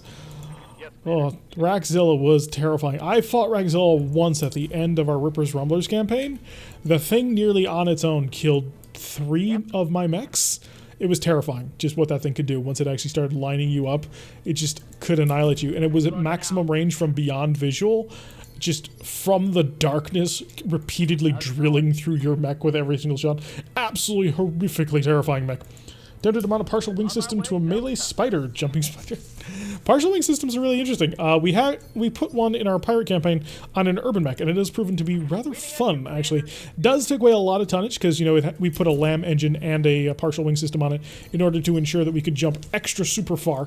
But, yeah, it's fun, to be sure. We've sort of moved into a category where it's not super useful anymore, unfortunately, because it just didn't have enough damage. It had basically a rapid-fire pirate PPC. But, you know, when it was still valuable, it was pretty awesome. Melee Spider, I imagine, would benefit pretty decently from that. Not as huge as you'd think, just because you can't jump and then punch unless you're doing a death from above attack, which kind of defeats the purpose. But, yeah, it's a reasonably solid piece of equipment to throw onto something. Although, I hear that you can, like, make custom lambs, just because you get all the lamb stuff. Ever seen Big Buddy? I have not. But I imagine that it's something terrifying, just given the fact of the name. Then there's also Muzilla out there, isn't there? Which is just a giant cattle master, isn't it? The Arclight should be getting into range fairly shortly. Is it across there? Frank still ain't got nothing on him. Oh boy, now you've got me scared. Acknowledged. Arclight's still not in range as we're sort of peeking in. The enemy has not moved. They are waiting for us to come to them, which I suppose makes a certain amount of sense. When you are on top of the Cliffs of Doom, clearly you want to be aiming just down at anybody trying to come up onto them rather than going out to meet them. If they did come to us, however, they probably would have us strung out a little bit, which would be quite helpful to them. Oh, no, they're coming forward. All right, they've got some VTOLs. We've got a Ripper already at maximum range. Can I actually get across it? You know, I can get across. Viper jump. Is this... You know, we'll find out later, and if it's not, well, yeah, it's not, so it sucks to be us. That's fine. We can just brace. So we are providing advanced intelligence at this moment. The Cougar can move on forward. Don't think it'll have that good of a shot. Yeah, a 0.9% is not worth it risking. The mech already is a bit light on ammunition. Kind of need probably a full another ton onto it just to make sure. Coming forward with the drop air. The drop air sees a yellow jacket and actually has not horrific accuracy, so he's going to take a couple of long range shots. Managed to hit him with an ER laser. And then I think we might have gotten him. Gez83, thank you for the follow. Glad to have you alongside with us on this one. Oh, it's a bombard. Oh, that can get ugly really fast. So the yellow jacket's not dead, but he has been dented pretty good, so we managed to get some not terrible shots here. I remember I have talents for that sort of thing now. Nothing worse than a spider falling on your head on the dark except for a giant spider mech. Oh, that sounds like it's going to be lovely, Autobot mech. You're going to have to make sure that you come back to us and tell us how that one ended up actually working. I think you should actually do it. Make sure you give it a shot. Just in order to see how things turn out. Oh, it's T-Bone up. What can I do for you? Right, the Mama Bird. The Momo Bird is going to come right up here, take aim, and you know what? It's still good enough. We missed everything, unfortunately. I don't think she shot anybody in the back, which is, you know, good, because otherwise that'd be a lot of pain to have to deal with. But, yeah, is the enemy going to be mostly VTOLs? So Bombard could be several things. I believe there's a Bombard version with Gauss rifles. There's a Bombard version with Hags, I want to say. And then, of course, I believe there's a Bombard version with missiles as well. I can't imagine they didn't do some other crazy things like arrow bombards either. So it just seems to make too much sense to avoid. We're going to see how the enemy wishes to react to our intrusion. They react by calmly waiting for things to actually, actually happen. So we're going to slip on forward. How good of a shot on the yellow jacket? 30? Let's make a 33. I don't know. We did hit him. Unfortunately, we did manage to get the shot that I wanted. The cluster was a bit too spread out and didn't manage to nail absolutely everything. Drop Bear was giving that yellow jacket a chance to flee. Ah, yes, the Bombard is indeed a twin Gauss rifle Bombard. This is going to be kind of difficult to fight, just because of the amount of damage that he's going to bring to the table. So far seeing the first group, there should be a supporting lance right behind him. And, oh, we got a Frankie. Alright, PPC, not able to connect, managed to miss us by 75%. Feeling actually reasonably good about that one. But Frankies are, well, they look like dragons, but they're Frankensteins. They're MUTT7s, so yeah, nothing too special, but it's a 45-ton sort of periphery cobbled together mech. Kind of think that they probably should use the Corsair for it, just because, it's a Frankenstein mech, and the entire point of the Corsair was to be a Frankenstein mech and just give us a mini Corsair. But, hey, that's just me kind of trying to butt in on certain things. I'm sure that the Frankie was built well before the Corsair got aborted. Anything else that you intend to bring my way? We have to get up these cliffs quickly, because if we don't, well, they're going to get all kinds of, accuracy bonuses, which are not particularly fun to have to deal with when they're starting to shoot down into, although we can jam them to absolute high heaven, and we probably will end up doing that. The real question will be how will the VTOLs... Oh, we got a Saladin. Okay, Saladin missed us by 4% on that Viper, so that's not good. Saladins are incredibly fast. They also tend to carry AC-20s. Not always, but they tend to. So it is something we're going to have to keep an eye on. We don't actually know what he's got, so I can't get off this thing, so we may as well jump off this thing. Hi. 15%, he is a single ballistic. 15, 39 on this particular yellow jacket. Shoot it. Oh, we hit it, and is it dead? It is still not dead, even though we've managed to deal another heavy large damage into him. Right, the jamming going down is going to be outright ridiculous. Find me that yellow jacket again? Yeah, it's you, isn't it? Got it. Okay, so the first yellow jacket is down. That is starting to whittle away at the enemy's ECM, which will be very important. Where is the actual river crossing here? Because that's going to be somewhat important. Because if I have to jump everybody over, that's a problem. You betcha. Oh, this might be the map where there is no actual river crossing. Right. So we're kind of limited. That is not good. 23%, 23%, 18%, 23%. Sure, why not? That's why not. I mean, we missed. That was our big, gigantic, ridiculously stupidly powerful hyper laser. Which, please tell me you didn't break it. You didn't break it, lovely. It has a chance of, destroying itself. Okay, there is actually a way to get around this. Right. Okay, so we all have to continue to shift off over to the side. The drop bear will continue to push over in that direction because it desires to kill. And in order to do so, it must get relatively close to the enemy. We're going to save our ammunition because we don't have a whole ton of it. Are you thinking of making a flame mech for this campaign? I would love to. I just don't know which mech to do it with yet. Really should, because it makes doing all kinds of base assaults much more possible. Oh, good hit from the Nova. Yeah, river crossing the west where the reinforcements show up? Yep. Yeah, we just spotted it. But yeah, we'll probably build a flamer mech at some point. Honestly, the Viper would be the obvious choice. It is fast, it is nimble, it is equipped with all kinds of equipment that can't actually die.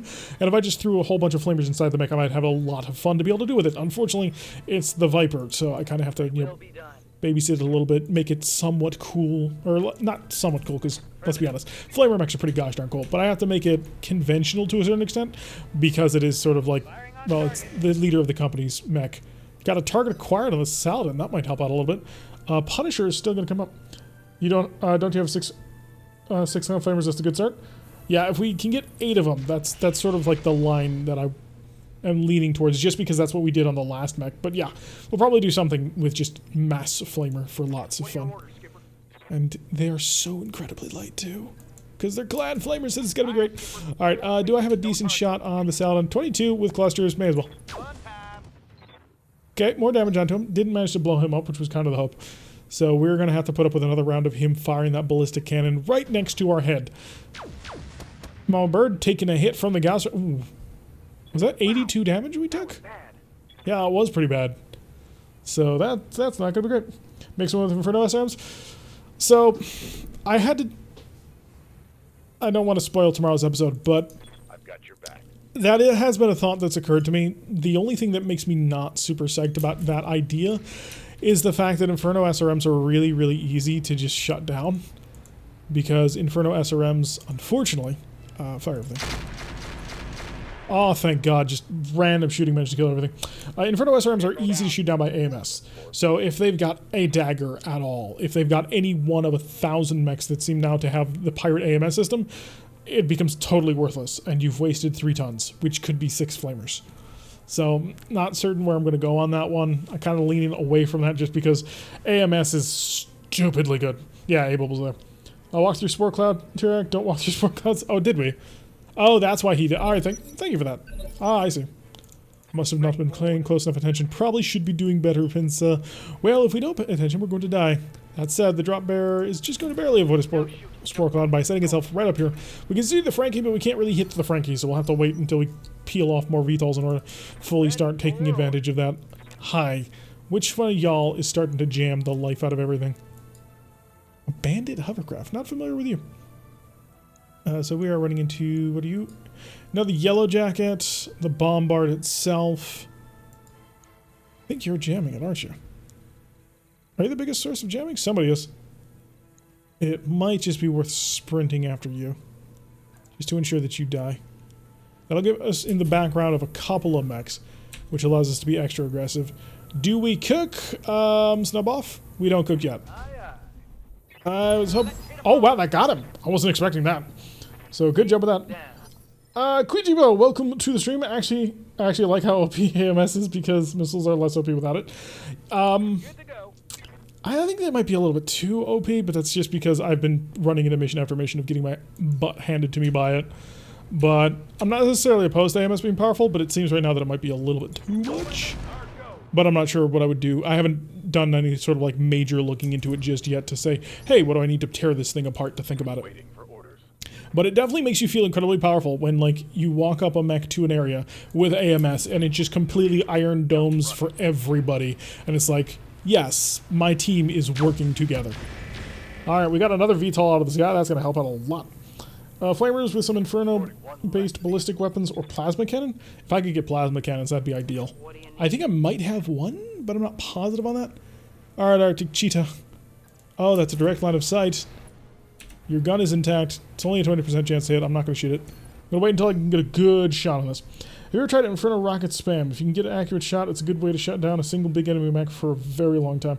I think I'd rather lean on risk MMLs just because I can do it over and over again.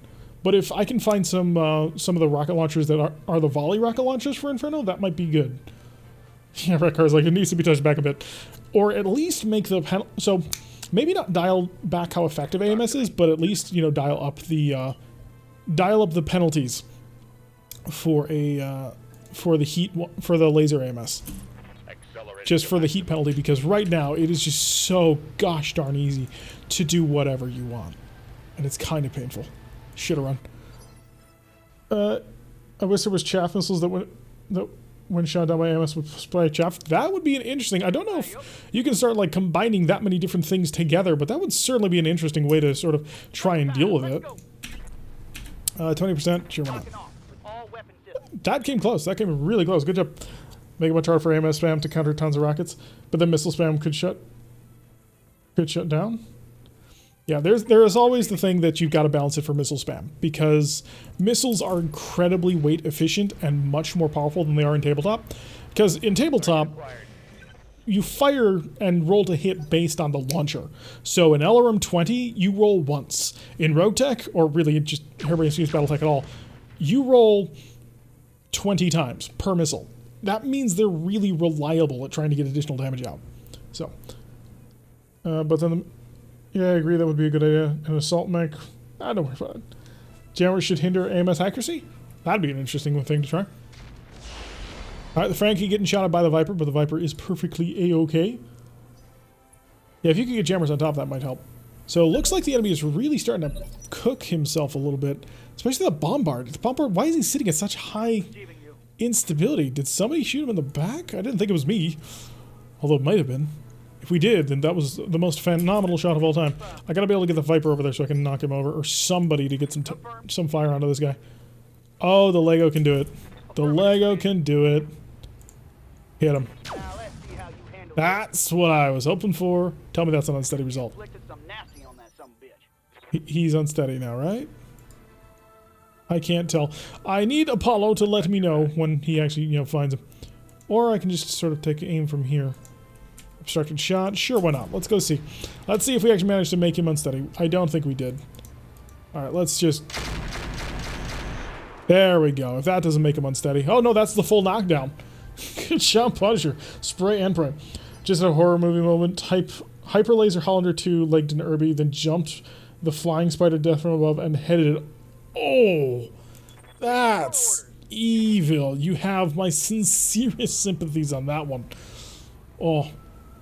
Oh, he got shot in the back by his buddy. The Frankie's working for us, it seems.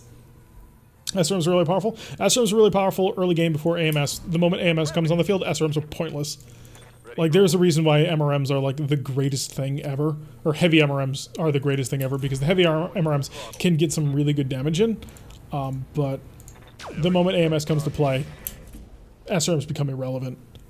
Risk MMLs become super required at the very least. Even those get locked down pretty gosh darn hard. Oh, buddy. Hi there. Okay, that wasn't the headshot I asked for, but I'll take it. Did the board game ever upgrade the damage on autocannons, or is it purely the video game? Purely video game. What's up, bud? There was some attempt to balance that with things like light autocannons, and there were some people who had like different damage values that they used personally, but no, tabletop and AC2 does 2 damage, and it's horrible. Snow Nose PPC2 on. We'll keep the temperature under control. I'm going to shoot at his head, because why not? Firing a full Shelby. Wow, you managed to miss almost all of that with 78%. It's good to see Apollo is in normal form. I use Delta LRMs with improved swarm, and they're good against AMS and detonating ammo. Autocannons have jamming and recoil. Lasers have heat problems, missiles. See, autocannons shouldn't jam. Normal autocannons really shouldn't jam. In fact, we've been talking about this on the Discord a lot lately. The only time a normal autocannon should jam, there are 2 cases. Because I went to the CBT Discord and asked around a little bit about this one. And they said there are 2 cases where an autocannon will jam. And in one of those cases, it's not a normal autocannon. It is a prototype autocannon. So, prototype autocannon 2. That can potentially jam and explode on a 2. And then if you're playing with the alternate special rule of rapid fire autocannons, again, if you roll a 2, the gun will explode. And if you roll like a 4 or less, the gun will jam. So, the fact that they jam in RogueTech is really dumb. That's all I'm going to say. Because it really nerfs autocannons really badly. Almost all autocannons are horrible on tabletop. AC-20s do okay. AC-10s are horrible for their weight. But 10 damage is 10 damage in pinpoint. I mean, that's not as bad as you'd think. Bombard's going to be standing up. He's going to start getting involved in fighting again. He does have a Gauss rifle, but we are right on top of him. Such a stupid looking mech. At least Apollo's reliably mad. I think you're giving him too much credit, let's be honest. Alright, swing in back around here, see if I can't kill a hovercraft. Do I cook for this? You know what, sure, why not? Oh, Apollo. So what's a weapon I can give Apollo that'll make him completely idiot-proof? Autocannons need more range on tabletop? Range they're good for. I mean, autocannons just, they go for miles and miles and miles. It's kind of ridiculous. But the real thing that kills them is just they're too gosh darn heavy for what they do. Lasers, especially medium lasers, are too gosh darn good. Punisher will help save the day. Maybe. Okay, I'm on it. Oh, another big shot on through. Engine crit on the bombard, so it is now vulnerable. If I can get another couple of hits on that side. I thought even if he missed, he will set things on fire. And maybe he'll miss and hit a VTOL. That's always fun. Do you have a shot here? You do. But not on the target that I want you to shoot at. Maybe I should have specified a little bit more clearly. Do you have a shot on the bombard? If you move up there, you will. Can you get there? You can. Just a walk. Pretty decent accuracy here. Okay, hit him with the gas rifle, which is lovely. However, we didn't manage to blow his head off. The real-world large caliber is generally longer range. You have to remember it's kind of a little bit more of a World War II system, so larger caliber does not necessarily mean more range. The narrower barrel is generating more pressure. So that's how I justify it to myself, if I'm honest. Alright. Because the super small, the 37 millimeters, those were designed to punch holes in tanks. And then you got like a 75 millimeter cannon, and that was designed for more like, those were designed for the not punching through tanks. The HE rounds and that sort of thing. You mean like World War II naval? I mean like World War II tanks. Early World War II tanks. Before, you know, they started going up guns for better capability in that realm. Lego, let's go see if you can't rip somebody's arm off with a 33%. He's lost his evasion, which is great. Eck, can you get a shot? Oh, Eck is gonna have more than just a shot. That's for gosh darn sure. Eck's got pulse lasers.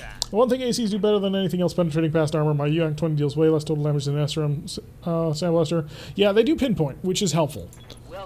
But energy weapons do pinpoint too, especially with things like hyper laser. Wow, that was a really terrible showing from the commando. Like a really awful showing from the commando. Alright, let's everybody duck a little bit because we're going to see if we can't get some fire down. Okay, all 3 shots didn't manage to hit any of our friendlies, so that's good. A lot of tabletop stuff is based around World War II. Yeah, I mean, kind of to be expected. Alright, so the Cougar could just spray and pray, and the only problem I have with doing that is there's a lot of people between us and the target. Ah, screw it. Let's warlord it up for the additional accuracy bonus, and let it run. Run that gun! That tortoise destroyed. Axle engine out. Bombard gone. Good job. Well, BattleTech, the caliber isn't one. Yeah, it's 200. So technically, the way the fluff works is it's an AC-20 class autocannon. It doesn't denote caliber size or nothing. It's just an autocannon that will deal damage in equivalent to the AC-20 class. And that allows them in fluff to get away with things like certain mechs having rotary autocannons. And they're not actually rotary autocannons, but they're autocannons with super high fire rates to deal enough damage to be considered for that. So, the idea of an autocannon only necessarily firing a single shot and it being denoted as some sort of caliber size, that's more of a mech warrior thing that got implemented, but in fluff, autocannons that's not a caliber that they're talking about. It just has to do with how much damage they're talking is going to eventually get shoved into it. So, let us continue to see if we can't get our mechs on target. We still have the Frankie to take care of, and the Frankie has been dented pretty gosh darn well by the drop bear. Unfortunately, Apollo is a little bit toasty, so we're going to go step on the bandit. That'll work, right? That's a nice safe thing. You can't possibly screw this one up, right? Can you? I mean, he's got a 48% chance to hit. He hit it! Wow, maybe I just need to give him a sword. 200mm? Yeah. Alright, Arclight, your Arctic Cheetah coming right up in this mountain, right in behind this mech. Just double check to make sure that you haven't actually damaged your gun. Good. Let's go hurt him. Ooh, I could shoot you. I mean, you have a lot of energy here. Or I could shoot you and just make sure that you died. Because at this moment you have less armor in your center torso than I can dish out. Oh, that was just too good not to do. That was beautiful. Which would make them sandpaper weapons like missiles. I'm just talking fluff-wise. I'm not talking about the way that it actually puts in towards the game, because there's a lot of abstractions in the game versus the way that the fluff actually works. So it's not necessarily the same way that it kind of seems like it should be, because at the end of the day, the game is a game, and the universe tries to play a little bit less fast and loose about that sort of thing. Although it still kind of does, so. Alrighty, so the drop bear is in a fairly decent position to go after this little guy, who still happens to have a whole bunch of weapons. There's still at least 2 units on the board, so we're going to have to hopefully kill them before anything too terrible happens to us. Wow, you weren't actually able to sandpaper through all his armor. I'm actually really surprised at that. I would have expected him to be dead by now. Burning forest, we will avoid.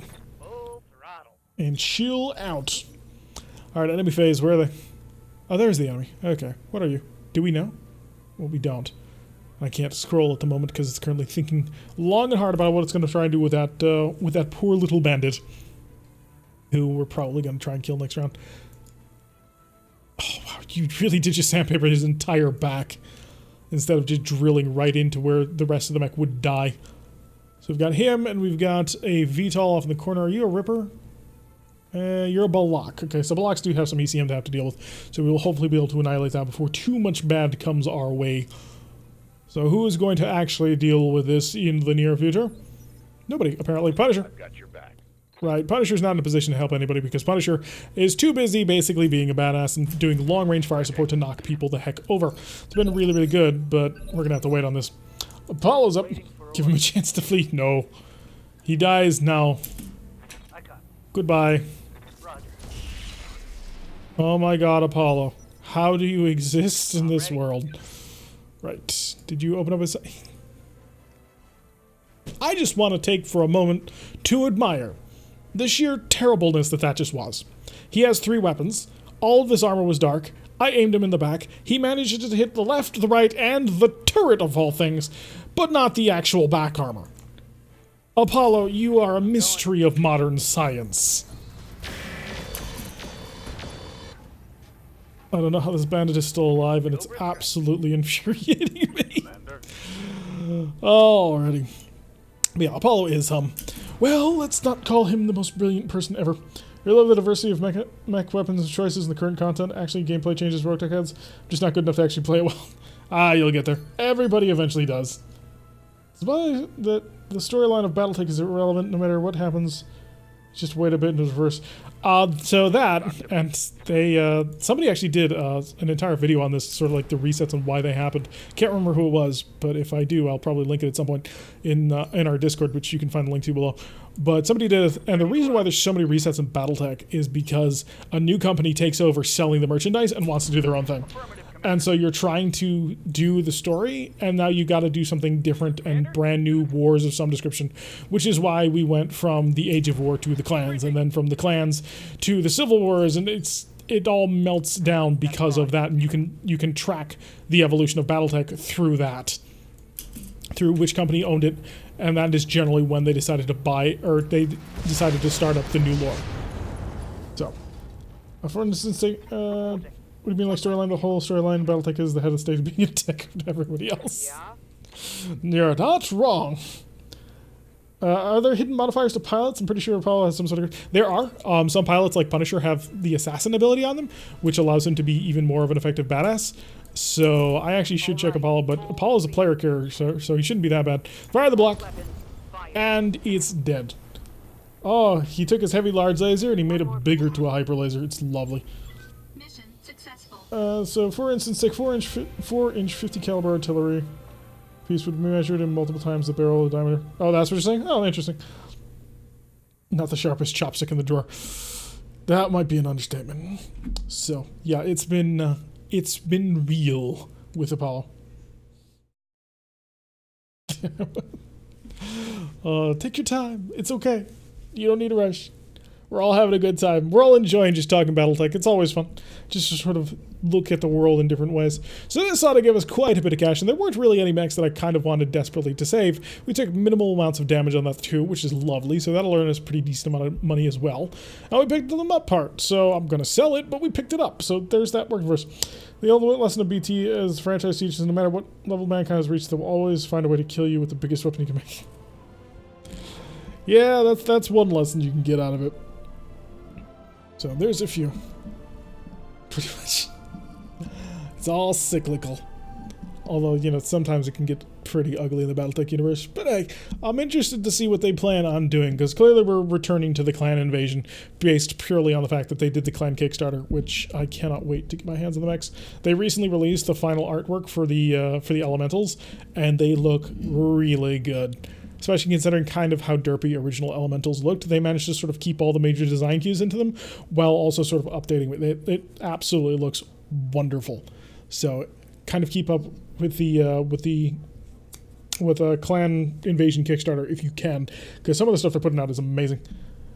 All right, good night, Autobot. Thank you for hanging around with us for as long as you could. It was a lot of fun to have you here with us. And yeah, tell all your friends as usual. So 21,000 for the next couple of days. Mostly to fix the mama bird, and Hyper Cicada will be ready in another 4 or so. We need to chill out for a few days in order to get, you know, our pilots back. And the Hyper Cicada is officially done. Shotguns were classified and banned as weapons. No, they weren't. The Germans just complained about them. The Germans were like, this weapon is a weapon designed to wound. Although I do believe that they started, like, deliberately saying that they would kill any shotgunners on site, because they would claim, because the Germans were the ones who made the claimant that shotguns were illegal under the Geneva Convention, and that they were a weapon designed to cause unproportional harm or something like that. They were designed to wound, and their argument was that because of the shot pellet spread so much to no longer really be lethal, you were just doing it to hurt people. Are we dead yet? Hey, Sprog, welcome back. We just finished another mission. We got our Hyper Cicada back, so we're not quite sure we're going to do it. But yeah, does anyone else feel like the clans would never work as designed? They remind me of the Japanese pilot. That's super skilled, but Japan could never replace losses. That is kind of Texas' entire contention, is that the clans were always doomed to failure, because they were always trying to concentrate too much in terms of maximum... The most expensive but powerful weapons ever devised. Took too long to build. Couldn't get them to the front. Your warriors took a generation to train. It just could not work. Germany designed the first flamethrowers. And Abel just came up. Mustard gas as well. Be back in a few. Got work? Alright, see you around, villainy. Alright, so we do have our Hyper Cicada back. It has no ballistic stick energy, no missile, so it's got to be an energy boat. I don't think I have another hyper laser just lying around. I do not. So what we can probably just do is lasers.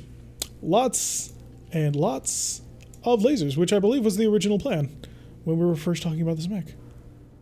So, can I actually cram in another one? I don't think I'd ever actually field this one, that's the problem. It's like really bad. I'd got the Warfare Suite off of it. Oh, but I may not need a couple of additional tonnages, do I? So, can I take anything off? The Warfare Suite might be a bit too much. That is gonna... that'll get me up to 3 lasers if I do it. A Flamer? Oh yeah, Flamer mech. I've got 6 energy hardpoints for it, and we did mention we had 6 clan Flamers. Warfare Suite's gotta move, just because we're gonna need to take up that center torso. But yeah, Flamer mech. Let's go see what we can build. So, Flammenwerfers, we have 4. Crap. Check the store. Maybe they've got some more. Strip and sell. It's one of the heavier mechs that we got. We can't afford to strip and sell. So let's go check on the Flamer's just a single medium laser. We gotta join a faction soon. It's becoming a problem. Right, SRMs. He doesn't have any missile hardpoints. What am I saying? Right. So only 4 flamers is not enough. Flame. We need more flame. So if that's not gonna work. Smaller fusion core? I mean, it's a gigantic fusion core on this thing. A 320 British fusion core. Let's see what we can go down to in terms of cores themselves. It drops down to a 250. Right. I mean, it's significantly lighter, don't get me wrong, but that'd be a bit rough. You're a person on the internet, what's that to just... Large laser spam sounds good. Large laser spam is good. We have to admit that. It's good. It's solid. It's reliable. It's wonderful. How many... 72 heat. Why? Oh yeah, because the 2 internal heat sinks. Duh. So, lasers, clan, ER heavy, or ER larges. If I wanted to cram in 4 ER larges, I would need 7 tons. Don't think I can manage that. Medium laser spam? Medium pulse lasers, maybe? We don't have a large laser spammer, so we should try one? Yeah, but the question is, how do we get in enough large lasers? So one thought is pull this core out and go into the engine core.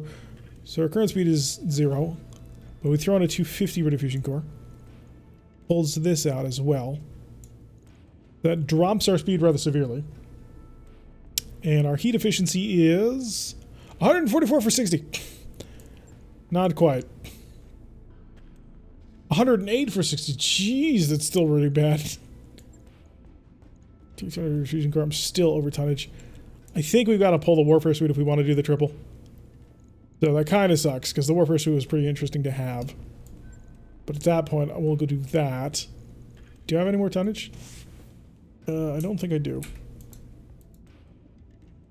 I don't. So we're at max tonnage. 3 large lasers. That could work out.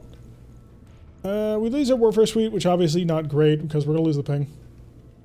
Pull the ECM? Yeah, it's already going to have to happen if we do this. I think we definitely want to lean into it, though. 0.07 tons, that's what we got. 5 days to have this mech back. And for super cheap, a lot cheaper than I thought it was going to be. Kind of surprised we kept the XL engine. How did this thing die? Oh yeah, it lost half the mech. That's how it died. So it could have been worse. Right, I have some more time. Put medium laser on it, don't install our laser. Nah, I think I'm feeling pretty good about a large laser.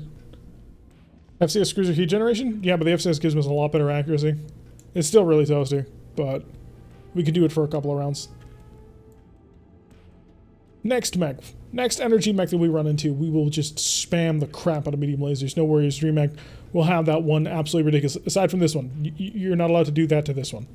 This one has to be designed with MRMs in mind. So, we'll, yeah, Barracks McCoyas, let's go grab something quick.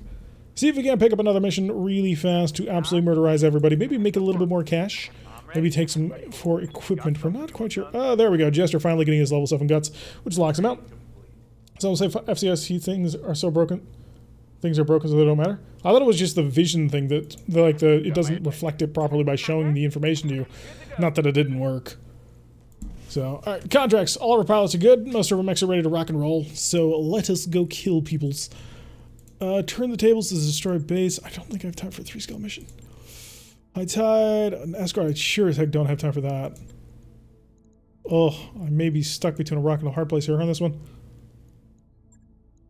Yeah, I know for a fact I don't have time for a 3-scale mission. I've got basically 25 minutes before I have to go. So, cease and desist, I guess. I mean, it's going to pay out a huge amount of cash. Let's do a cease and desist, and let's do a short drop. If anything, the fire control system heats should minus the heat.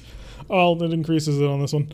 So we're going to do a short drop on this one. We're going to drop only some of the lands for people in order to keep our costs low on this one, in order to maximize profits, because profits are important. So the question is, obviously we're bringing the drop air. That can't really be negotiated. It's too good of a mech not to drag along for the ride.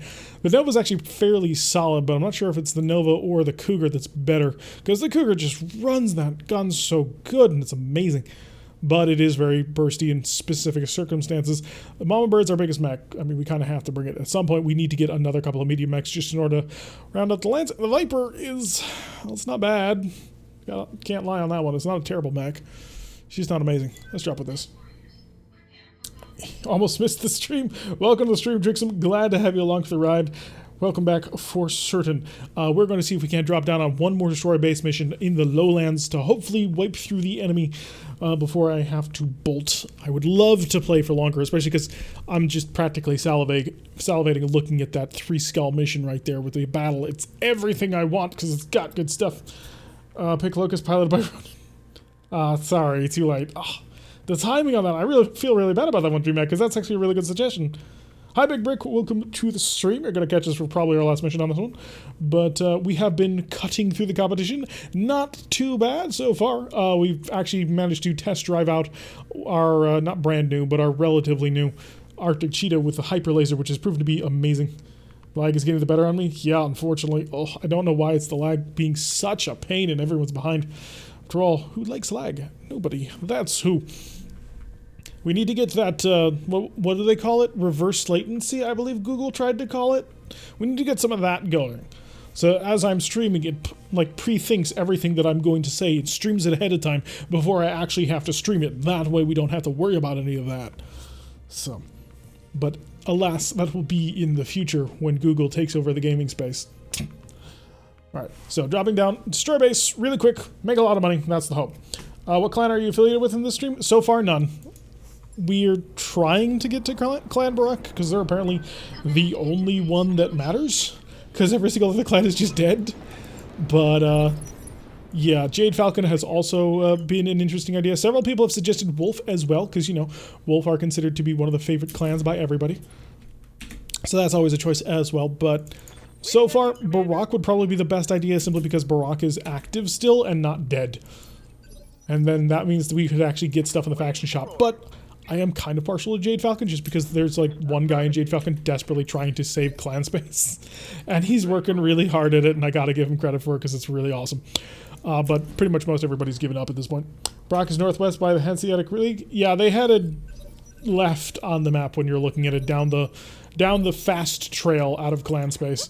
They basically became House Barak when Tortuga decided they wanted to become Clan Barak, or Clan Tortuga.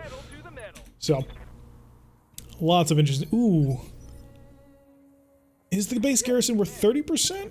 Or is it worth less than that? Because it might just be worth our time to pop in and, you know, nuke the base and leave. Hi, Urban Mech. It's an R20, and I also see a light turret. Both of them are really terrible chances to hit. Shoot. Ah, we got a hit. Managed to hit him with a PPC. That's good. Jester, can you bring the Nova on in for just maximal death and destruction to be wrecked upon that turret, or is this not going to happen so much? It's not going to happen so much. It's got multiple missiles, but fire everything. Got another good hit on it, so it is now down to structure. Why Wolf sucks? Is it because they have Kerensky blood names? Partially, also because, you know, they tend to be, you know, the good guys in most novels. Is Clan Wolf, always trying to save the inner sphere. They don't want to go along with the ride, and you can tell how much I really actually believe that. Fire! Come on, just give me some good crits to blow it up. Did not blow it up, but we're trying.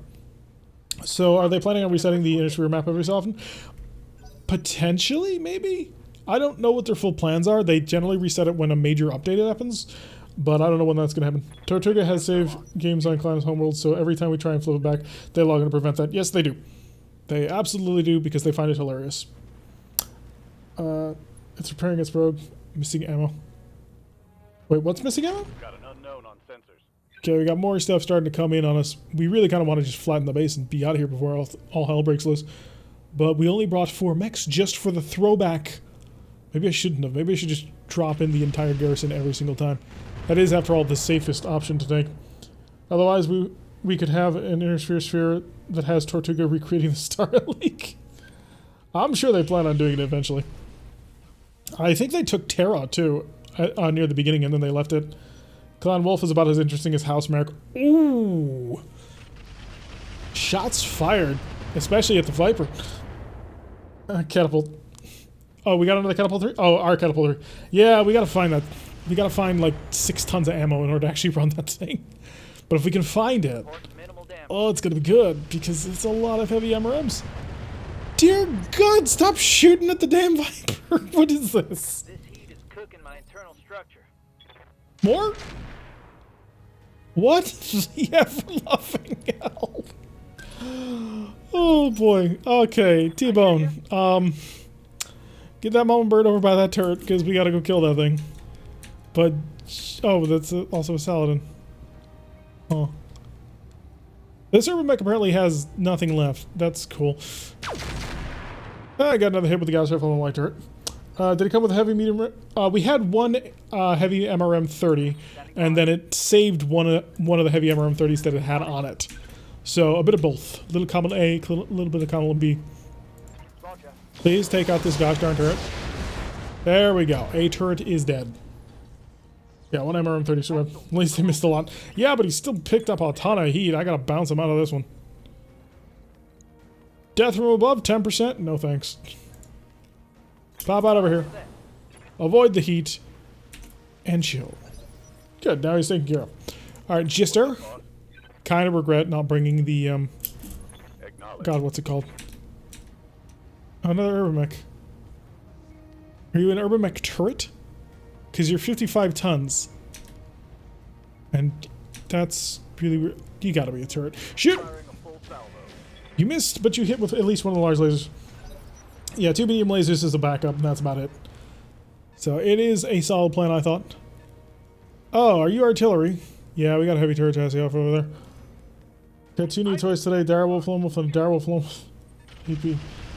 So that's a lot coming down on the drop air, but the drop air is stealth and therefore nearly invulnerable to be touched. Got one MRM-30 only, nothing more. It also had all that amazing internal gear. So that's the real thing. Oh, I got a paint truck. That's the real cool thing about getting that catapult. Okay, there's no incoming artillery strike. That's the cool thing about getting that catapult, though, is the fact that it has all this gear just built into it that is absurdly good. Like, its heatsink kit, built into the mech. Its XL engine, built into the mech. The fusion core, built into the mech. An amazing cockpit collection, built into the mech. Like, this thing just came with all the good stuff. Oh, it's an up-armored Saladin. Huh, I didn't know you could do that to a Saladin. I think I just want to blow up the base just to see what'll be left standing at the end of it. Because all of the rest of this is kind of bull, and there's a lot of Urban Mech turrets around, so kind of scared about all of that. I mean, I know we could make a lot of extra cash for killing everybody, but there's a lot of people on the way, and we're not dropping a lot of people. So that could be a bit of a problem. Who's going? Somebody, oh, it's the VTOL, isn't it? Yo, yellow jacket, lovely. Okay, a couple of rotary cam lasers, so definitely he's a primitive Urban Mech. Fired all of his rockets and all done. Sounds like a good plan, just hit and run. Yeah, we're probably gonna try and get out of here. Because this has suddenly become a lot more dangerous than I had planned for. How is the water on fire? I'm starting to cook.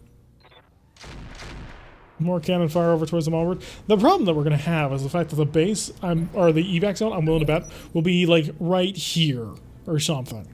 Just in order to make our lives absolutely painful. And also I can't see the base yet, so that has me somewhat concerned. Come right up here. I mean, I could probably kill you. But I could also probably kill you. Flatten the base. Oh, just barely not. Good to go. Right, so Apollo's a little bit stuck between a bit of a rock and a hard place. Unfortunately, so much fire coming down on him. Bounce over here. Not sure why they're targeting Apollo so badly. Shut off shut off one of the heavy mediums. Target acquired. Enemy structure. Okay, so we got the first building down. Half the objective is complete. Chemical fire split element truck. Water is made of hydrogen and oxygen transport. Oh, yes, that is totally what's going on. Oh, this is gonna get shot at a lot, but I'm gonna do it. Oh, can I not see the base? Are you kidding me? I can only see the turret up here. Right. So tempted to shoot that, to shoot the paint truck. Managed to actually get a hit on the large slave against the Urban Mech turret, but I kind of don't want to deal with it, you know, in the very near future. Sprint. Can I get any real good lines of sight? No, not really. Okay, try and kill a paint truck then. So we're a bit stuck at the moment, trying to get through to the enemy. Missed by 87%. Must have some LPG in the water. So maybe we can get the drop bear. Does any one of these bases have, you know, just 100 health so I can get through it really, really quickly? Because otherwise, if it's 150 health and I don't have really good luck, we're going to be here for a while. I really don't want to be here for any more rounds than I have to be, because now they're starting to bring a response. We should have just rolled right up on this and flattened the base, but I got greedy. And it's getting me in trouble, as usual. So, a lot of missions for cash today. That feels so awkward and wrong. The sort of thing that mistakes have been made. PPC getting shot our way. I saw propane accessories. This is clearly not propane. No, this is napalm and napalm accessories. For when you really want to roast that burger. More fire on the Nova, so the Nova is apparently going to be eating most of the shots at this point. So hopefully we can avoid most of the incoming fire on that. Saladin coming back on forward. Going to get aggressive, or maybe not really, or just threatening me. I can never really tell which he's trying to do. Okay, PPC managed to nail us on that one on the Nova, as well as the target acquired. So Nova's going to be easier for everybody else to follow up on. Could be painful, pretty quick. Propane accessory match. And I don't know what all of those streak LRMs were, but hey, we're quite... And the Viper going to take even more damage. Let me guess! Oh my bloody... I'm starting to cook. I swear to God, Apollo, if you bail from this mech, I will try and throw you out the airlock. You are the player character of the game, but I will still try and figure out a way to do it. Well, I got lots of incoming rotary fire. It's these gosh darn turrets, man. Alright, T-Bone. What can I do for you? Can you flatten a building? Honestly, that's all I want at this point. I don't really care about anything else but flattening buildings. Can't really tell if you can see it. Like, you should be able to see that. By all rights of everything good and holy, you should have no trouble seeing that building. Like, I can see the building. Supposedly we were using ray tracing here for accuracy, but apparently not. That didn't work. As to be expected. Trade Apollo for Starburst. We wish we could. You have no idea. Starburst, deadly, lethal, awesome. Apollo, none of these things. Can I avoid the flames? Like, oh no, you're standing in the flames. Right. You know what then? Just get right on here. If you can't see this building, then good, you can. 150, 150, 200. And of course you. No, we're gonna see if we can't fly in the building real quick. Oh my god, no, we're still short on it. Alright, Jester. At least you can see the building now, right? Yeah, you totally can. Do I want to cook? I do not want to cook, so I'm going to not fire one of these. Hey, there's the LZ. So we do have to run through the enemy in order to get there, which is going to be rather painful and unpleasant. Shift in over here. Hide the Nova. Receiving you. Alright, Apollo, you're just getting tracked no matter where you go with all of the fire. So why don't we hop over here and see if we can avoid some of the fire. Let's do this. Embers. Maybe he'll just keep attracting fire and it'll be great. Or for Apollo Red. Sadly, Apollo did fairly well actually in his first outing. He started to do quite a good job shooting down, I believe, VTOL's blasting mechs on the side. He was on point. And then he remembered that he secretly wants to disappoint his father, and then that just ended up going into the absolute ground. ECM protection going down on a turret, which is not good. Got an Urban Mech right on top of me with its rotary chems. Managed to hit us with 15 damage. Drop Bear hopefully can flatten this turret without too much trouble, and we're going to mostly work our way towards home. Fire truck! Keep it away, keep it away! He got haywired to the mechs. Paul's the human equivalent of a steel french fry. You guys are more vicious than I am. Alright, let's see what he's going to do about that, because there's at least somebody out here with a PPC that I have no idea. Also these missiles. Luckily for us, not able to connect. The turrets, though, the Urby turrets those are going to be dangerous, and I'm actually really, really concerned as to what they're going to be doing to the drop bear, because the drop bear is already a bit toasty at the moment, so I don't know what will actually be pulled off. He actually hit something. I know, it's a miracle. He actually managed to kill something. Maybe Apollo's like a stock clock and actually relevant twice a day. I think you're giving him a bit too much credit at this point. So, at this point, I'm willing to say he's like a stop digital clock. Sometimes you forget he's there. And the Saladin going to shift on around. Please don't shoot the drop bear. The drop bear is the one mech that I don't want you to kill. Good, you missed. Unfortunately, you didn't hit the urban mech behind him. That would have been even better. Right, so you're the Bernie Irby. Luckily for me, there's nothing here that can burn. Oh, that makes life a little bit. And you're the Gunny Irby. Okay, so you've got like some sort of rotary autocannon that is like racks. And you, on the other hand, are a little bit... Why do we only have 4 mechs? Because it was only like a 1... Was this a 1 or 2 skull mission? It's supposed to be really easy, and I decided I didn't want to field the entire lance because I wanted to make some money. You know, because on occasion I try and be good guys. It may have backfired on me, although to be fair, this is actually not a ton of opposition. Like, aside from Apollo being absolutely worthless, which is just Apollo being Apollo. Oh yeah, that turret too. Right, with the artillery. Right. Back to me, Exodus! Right, just bring the drop bear over here. Can I avoid the flames? I really can't avoid the flames if I don't want to. Yeah, shift on over here. Yes, it's going to be a little bit toasty, but you are the drop bearer, therefore amazing, so kill that urban mech.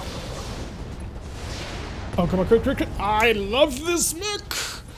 MRM 20 only, and we're about to build a mech that has an MRM 6, or heavy MRM 60. You have no idea how much faith that gives me in us being able to pull something really miraculous off. Right, 8.8, 17%, 22, fire. You hit a building over here, which I suppose I could give you some credit to. It's a walk in a park. You and I have very different ideas of what parks are like. Jump. I'd love to just come stomping on top of you. Like, you have no idea how tempting that is. Surprise! Oh, your gun is jammed. I'm just the happiest camper at the moment. It's only a 10% chance to actually hit him, so snub off. Twin mediums? Yeah, twin mediums. Missed both times, but that's okay. It's just like Budapest. You and I remember Budapest very differently. Alright, T-Bone. Time to get this mama bird to step on something? It's only a 48%. Maybe that would not be the most brilliant thing that we ever tried to do. 28%, 31%, even worse. I mean, if we can just kill the gosh darn fire truck. I managed to hit him. I hit him twice? That's pretty good, actually. Let's just start walking on back. Break some cover. Get some protection going on here. So that's all of us. We may actually be stuck here and have to kill everybody, but I'd prefer not to. So Urban Mech gonna come on forward. He is on fire, still firing his chem lasers over to... No, actually, no. He switched targets. He's shooting the Viper, which he somehow hit the Viper. Apollo, if you bail out of that mech, you better gosh darn make sure you land in that fire. Because if not, I'm gonna boot you back there from orbit. You understand me? He better understand me, because otherwise we're gonna have problems walking in Australian Park. Okay, it's not that hard. We're not playing a 5-skull mission here, man. But yeah, I'd like to kill that artillery sometime soon. Sense a lot going down to the Nova, which is going to be unfortunate, because now he's going to take all the... No, it's the Mala Bear taking the missiles. Look, they're first not actually able to connect with us on that one, so we're doing kind of good. The real question, though, is going to be all of the missiles that are going to be coming on for, you know... Okay, another PPC managed to miss. I'm going to be coming for the Viper. And if he shoots the Viper too much, you know, the Saladin is standing right next to him. So he would be on lots of fire as well. Okay, got pinged by, on the Nova, so that's not great. Not the Spider Mechs thanks to Word of Blake. No, the Scorpion was... Well, yeah, the Scorpion started way before the Word of Blake ever got made. I think this would be over in Australia. Alright, so apparently the Nova's the one getting lit up with all the fire. Or maybe not, there's no fire here. Oh, my man, I have no fire. Okay, apparently they're feeling a bit inspired. So we need to now go through the efforts of making sure that stops. Because, especially that artillery gun. That cannon is really, really starting to bug me. Going turbo. Fairly good accurate shot, actually.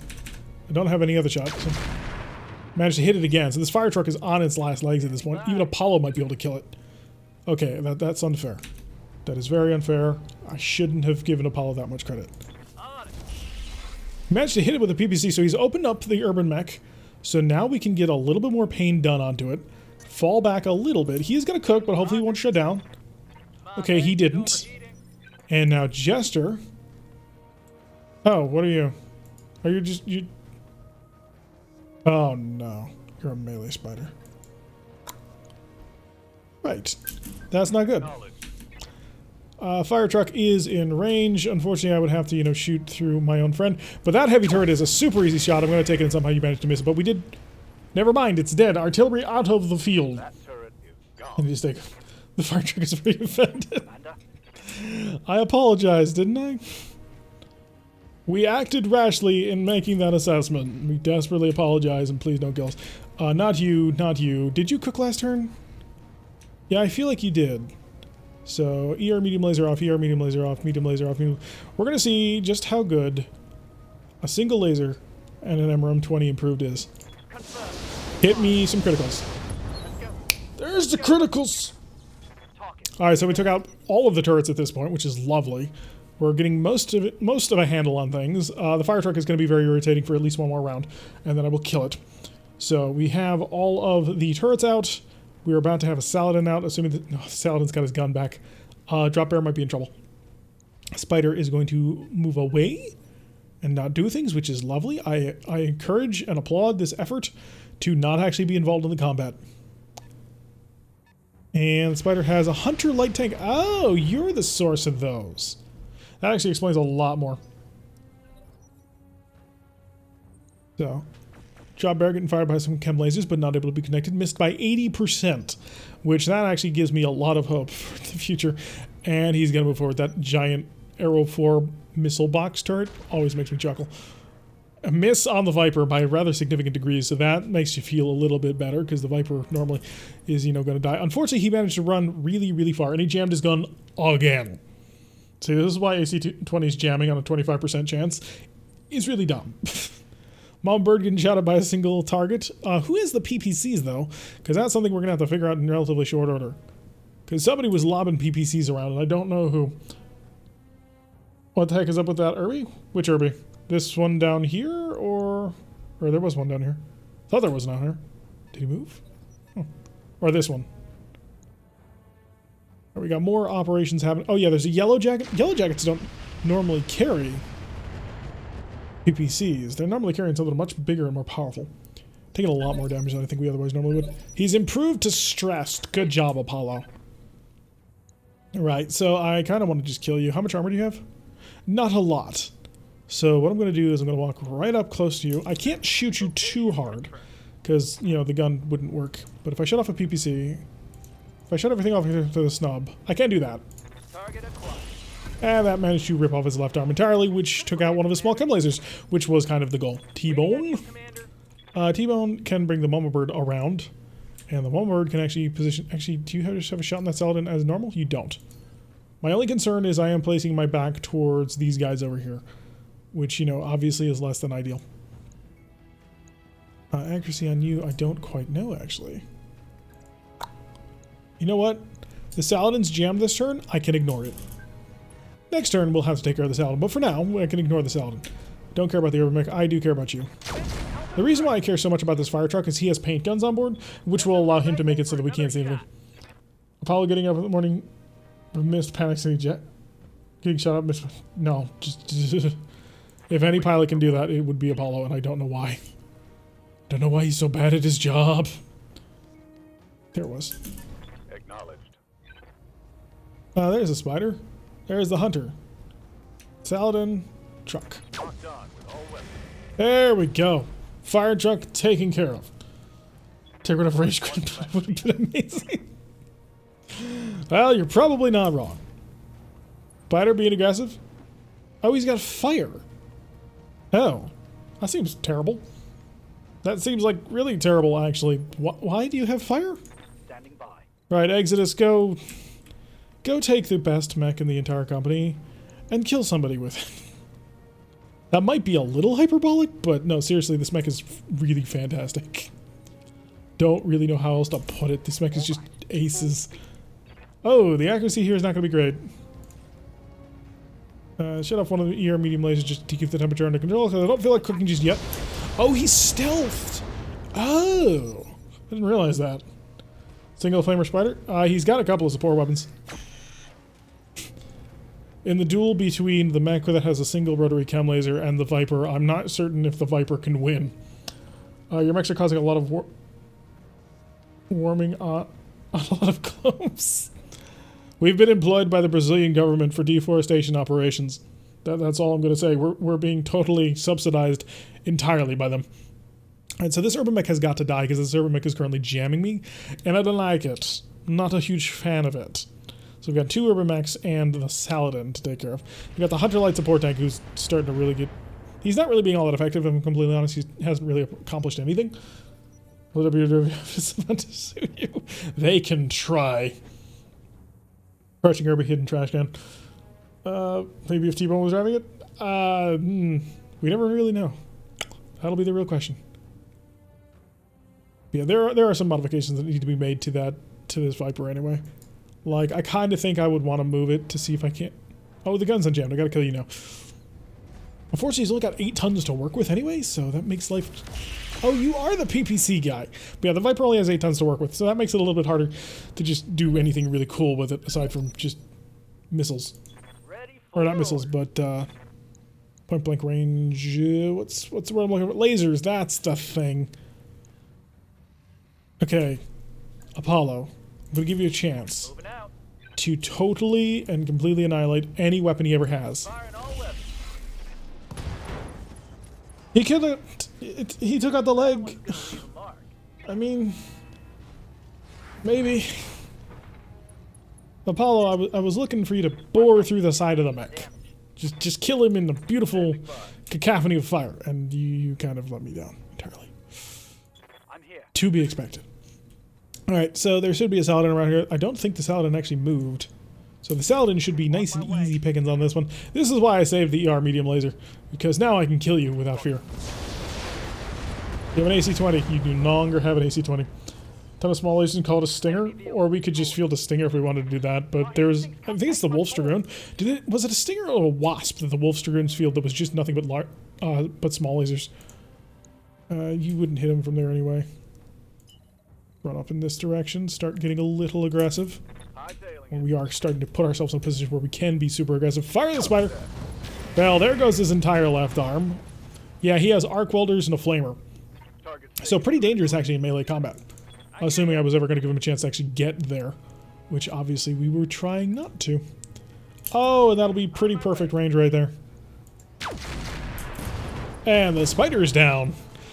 Alright, so we're starting to roll on this one. We still got the Yellow Jacket, the Hunter, and the Urban Mech over here.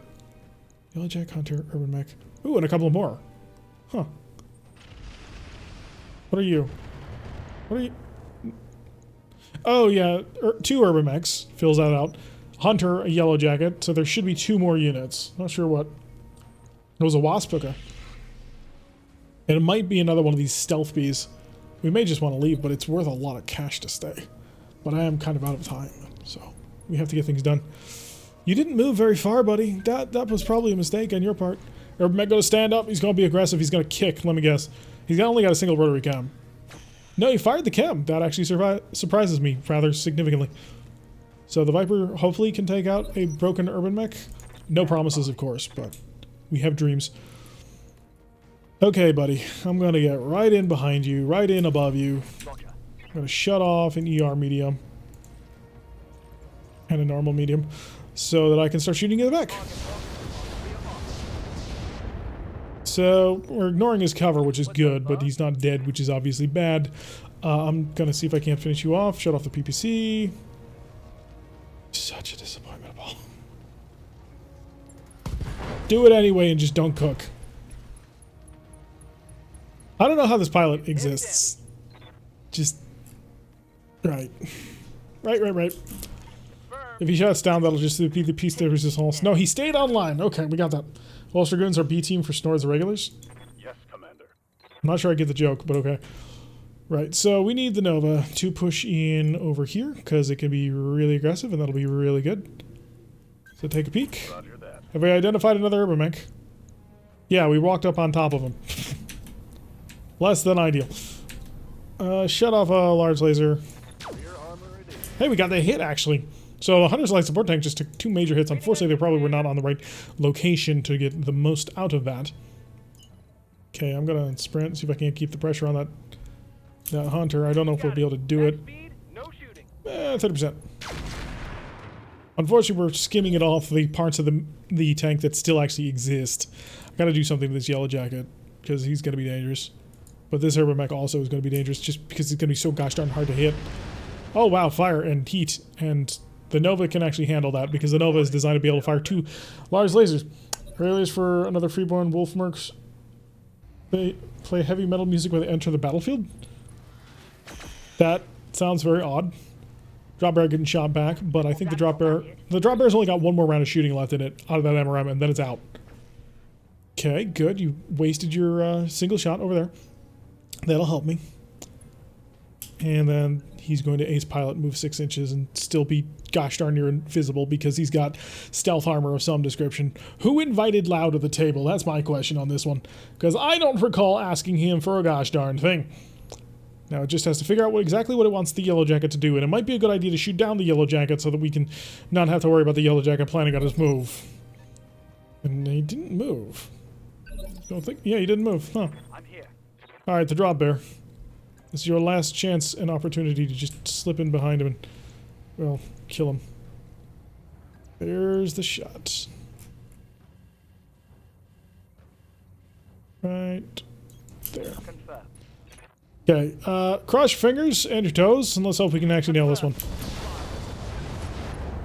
Nope, still not dead. I don't know how he's still not dead, but he's still not dead. So these Urban Mechs demonstrating a... He's not dead by like 1 hit. Alright, so where are you? Okay, so I can basically come behind you and just shoot you in the back, right? Or I could just move into your right side. Blow off the other half of the mech. That ought to do it. Double time. Let's go. Alright, we gotta shut off one of the heavies. Gyro crit, which is good, I suppose. Score. And his panic level is critical, but he still ain't bailing out. He is feeling rather confident about his decision to stay inside the mech. Gotta say, I don't think I agree with him, but hey, it's his decision to make, and he did. Alright, can I please, for the love of God, shoot down this Yellow Jacket before he can do anything? So, everything on. Burst him down. Yeah, 2 hits with the largest was actually really good. Unfortunately, we were able to finish off. I'm surprised there hasn't been a mutiny on the Argo to shove up all. Well, the crew is actually at mutinous in terms of their current happiness level. Kill it.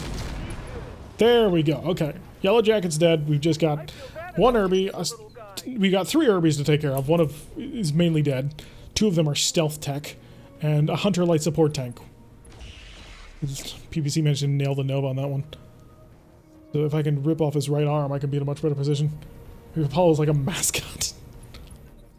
Cruel, but fair. So you moved actually quite far actually to make that run. But I think the drop bear has you, because the drop bear can start just firing his quad medium lasers over and over and take care of you. Hunter's going to keep blasting the back of the mama bird, but I don't think that's going to help him out all that much. And he broke his LRM-15. And this Urban Mech doesn't have a gun. So, Apollo, you're fighting the blind cripple at this point. Just kill it. For the love of God. Just kill it. There we go. It took him a while, but he did it. That's a kill. So, we're down to 3 enemy units. 2 Urban Mechs, and a single Hunter Light Tank. So, I'm really tempted to just walk up to you and... Oh, actually, you are incredibly vulnerable. What is this? Your right side? That'll do it. Can I get that? That'll do. Right, Commander. Alright, just rapid fire blitz. All weapons are go. He's not dead. I'm absolutely stunned, actually.